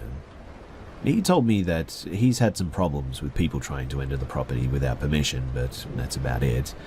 He also told me that he hated working there because of his encounters with these people. He said that they creeped him out because of just how sneaky they were. He didn't really want to tell me much because he was afraid that I would leave the post. That should have been a red flag for me, but I was too excited to let anything like that scare me. A few more hours later, and our shift is over, so we check out and go home for the day. The next night, my boss calls me to explain that the security guard, my partner, had resigned. I must admit that I was a little bit upset about that because now I have to work a two-man post all by myself with barely any knowledge on the place. Anyway, fast forward a few weeks, I started to get the hang of things and created my own routine with no issues at all. There were no break-ins, no vandalism, nothing. It's now 2 a.m. and I was outside at the front of the property completing my rounds when I heard a door slam from inside. I jumped because of how loud it was, and as I started to walk back into the property, I continued to hear doors opening and closing. I could feel myself getting nervous because it was my first situation that I've ever had at this place. As I walk inside and started to check the doors and complete a round to make sure that there was no one on the property, I get to this corridor where there was a set of stairs that led down to a door that was wide open. I gingerly walked down the stairs to close and lock the door because I was too scared to take a look inside. But as I turned around to head back up the stairs, I noticed a man dressed in all black standing at the top of the stairs. I take a step back and realize that I'm cornered, and if he was to try anything, I would have nowhere to run or hide. So I politely asked him if he needed any help, and he didn't reply. I then asked him how he got into the property. He still didn't reply. He slowly turned his head and snapped his fingers, and then from the left side of the staircase, another man slowly crawled to his side like a dog on all fours. And at that, I turned around and kicked the door open and ran inside and locked myself in a bathroom. I did this as I called my boss and told him what I'd witnessed. They sent an armed security guard to my position to complete a walkthrough to make sure that I was safe. As I got the call that the area was clear, I came out and told them everything from start to finish. I realized that they didn't believe me, so I clocked out and went home for the night. The next morning, I received a call from my boss explaining that they had checked the security footage from the night before, and what they told me horrified me. Every hour when I would complete my rounds inside the property, those same two men would follow me through the facility as if they were stalking me, like as if it was a game to them. After that, I asked for a new position because I was too horrified to work at that water park.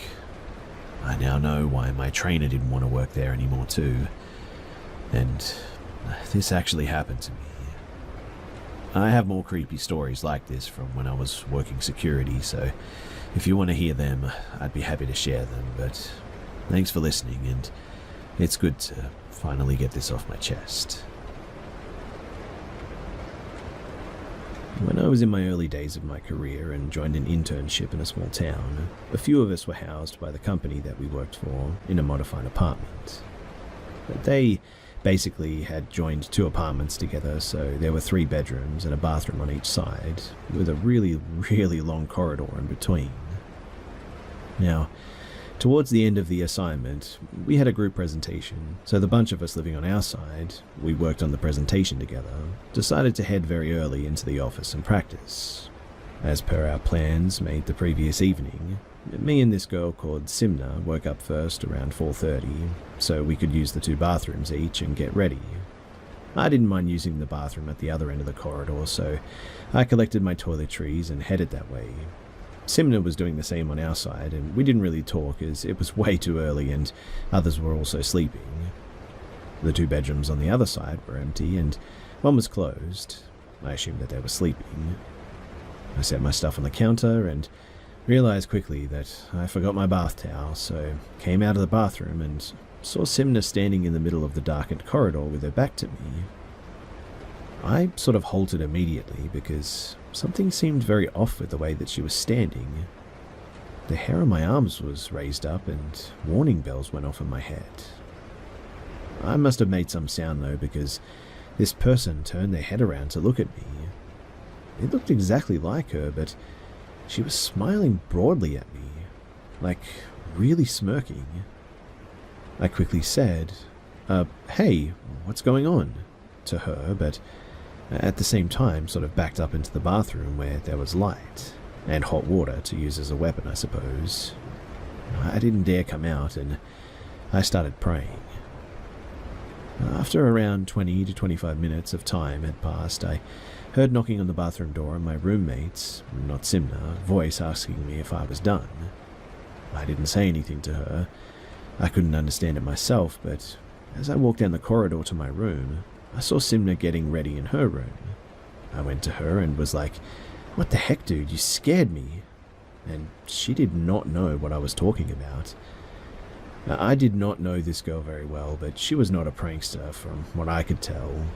Also, it was too early in the morning, and we were too geared up about the presentation for her to do something like that, and to pretend like nothing happened. Till the end of that internship, she maintained that it wasn't her that scared me that morning. To this day, I cannot explain what or who I saw that morning.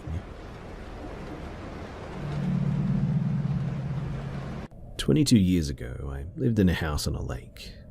I rented a room from a lady that lived in the other room. I had been living with a good friend but moved out and needed a new place. My parents actually found the listing in the newspaper and set me up with it. So, aside from a strange living condition of living in a two-bedroom bungalow with a complete stranger in the middle of nowhere, it seemed like it was actually going to be pretty nice. My new housemate had a large dog that actually kind of freaked me out a bit. However, she ended up being a super sweet dog. My housemate was never home too. Between work, her friends, and her boyfriend, I saw her like all of 3 days out of 3 months that I lived at the house. So, in the end, I practically took care of the dog. The thing about this dog, though, is that she would hide under my housemate's bed until she was hungry or needed to go outside. And never having had dogs, I didn't really know any better. The first month wasn't anything to write home about. I got some awesome photos of the moon over the lake. Somewhere in this time frame, I started recognizing the facts above. I also started getting a weird vibe in the house, I guess. In fact, if I wasn't in my room, I wanted to be in there pretty much only. I also only felt safe during the day. I use that term because the feeling at night was the same as if you think something bad is about to happen. The problem is that you just couldn't quantify it.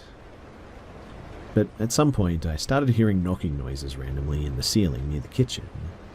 I figured that it was just birds because there's a lot around. One afternoon, though, I decided to check out the attic crawl space located above the kitchen cabinets. It was a wooden door with a single lock or latch on it, and a fixed handle.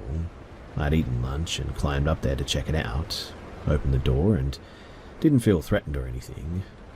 I peeked my head in and looked left and right over the bedrooms. Basic attic, nothing special. I closed the door and climbed down.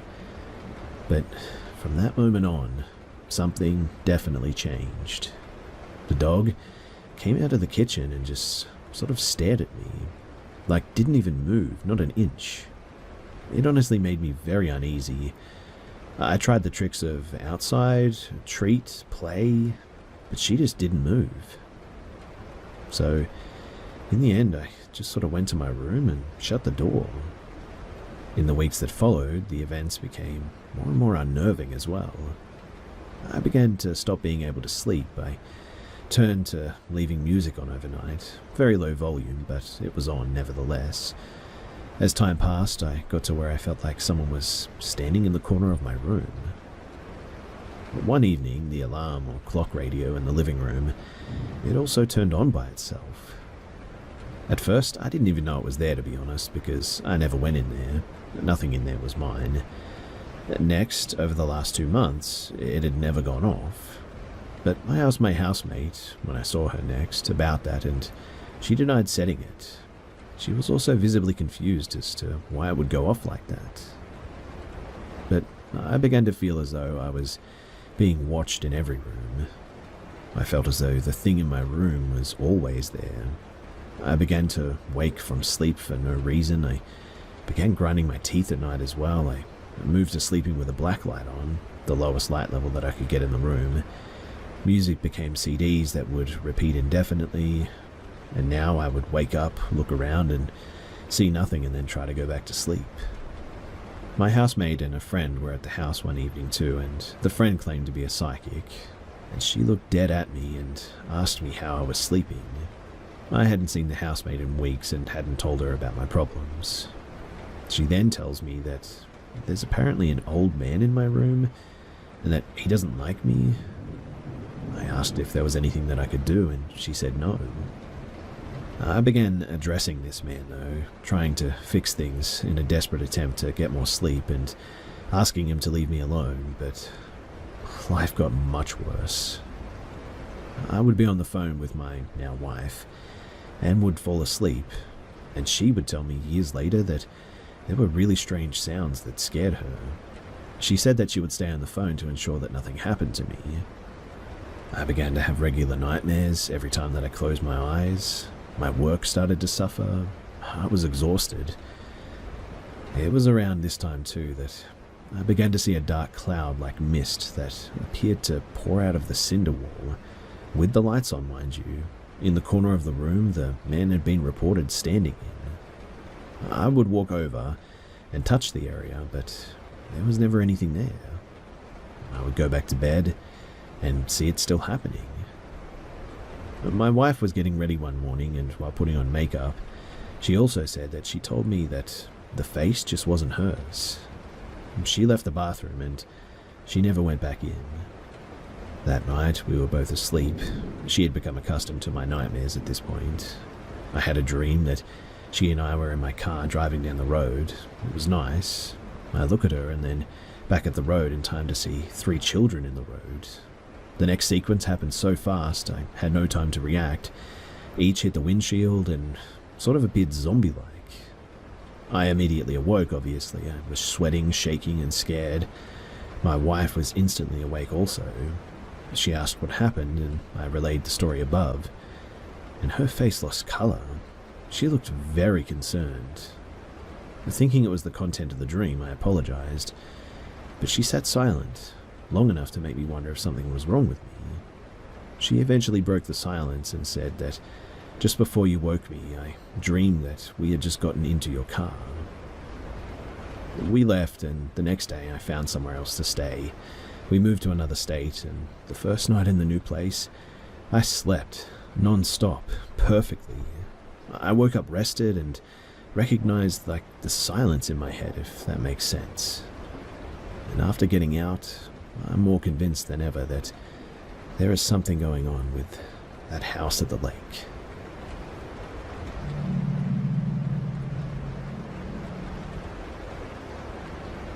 So I'll start off by saying that I've always been open-minded.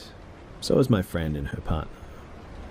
We've all had our little strange or odd encounters over the years, and sometimes came up with the logical explanation or left it to the unknown, I guess. But we have never had something like this happen before. Well, the car part anyway. So, this happened a couple of hours ago. Me and my friend and her partner were downstairs about to watch a film. Their young son, 4 years old, was upstairs fast asleep. The stairs are in the front room where we were sat, and their 4-week-old daughter was in the Moses basket by the sofa. We had turned off the lights, shut the curtains, and got comfortable. There was a small bang upstairs, so my friend's partner went to check their son. All fine. But as the partner walked down the stairs, he heard almost like a wind chime jingle from their bedroom, and said out loud like, "Huh, that's weird," but put it down to a possible draft somewhere or something. Not even 5 minutes later, we get comfy, go to watch the film, and me and my friend notice car lights outside, rather bright, so we take a peek. It's their car, full beams on, for about 10 to 15 seconds, and then off again. And we all looked at each other dumbfounded. And again, a bit longer this time. Then the indicators flashed a few times, then stopped. And as it stopped, their son screamed, like not even a second passed, and he started screaming and crying, to the point that he was so wound up that he was nearly sick. Of course, as soon as he screamed, the dad ran straight up, as my best friend was breastfeeding. The dad brought him down, and he was inconsolable. and being only 4, he couldn't exactly say much, just sort of some broken words. Then the TV went off with no warning, then a bang upstairs, and then silence. We spoke for a good hour or so, trying to decipher what the heck just happened, but the car keys were in the other room, nowhere near any living animal or human. When we approached the car, me and my friend's partner, we checked if it was locked, and it was. We looked in the car manual and had a Google search, and nothing comes up regarding the full beams just staying on and then intermittent hazard lights going off. There was no alarm as well, which was really strange, and definitely nobody around. But since then, their son won't settle. Their little girl keeps waking randomly and crying, and they've heard a couple of more bangs. I've never experienced car lights being set on or off like that before. Usually an electrical fault would happen when the vehicle is on, or you would have a warning light, but nothing. It's a newish car as well, so quite full of tech, and to be honest, it's been checked out and there doesn't seem to be anything wrong. I have had a few experiences myself, but usually with lights in the home, candles, noises, etc., but nothing to this level. Also, the first feeling that I had was sickness and dread. I've not had gut feelings like this regarding the paranormal for many years now, but I genuinely felt unwelcome, and I dare say almost watched too.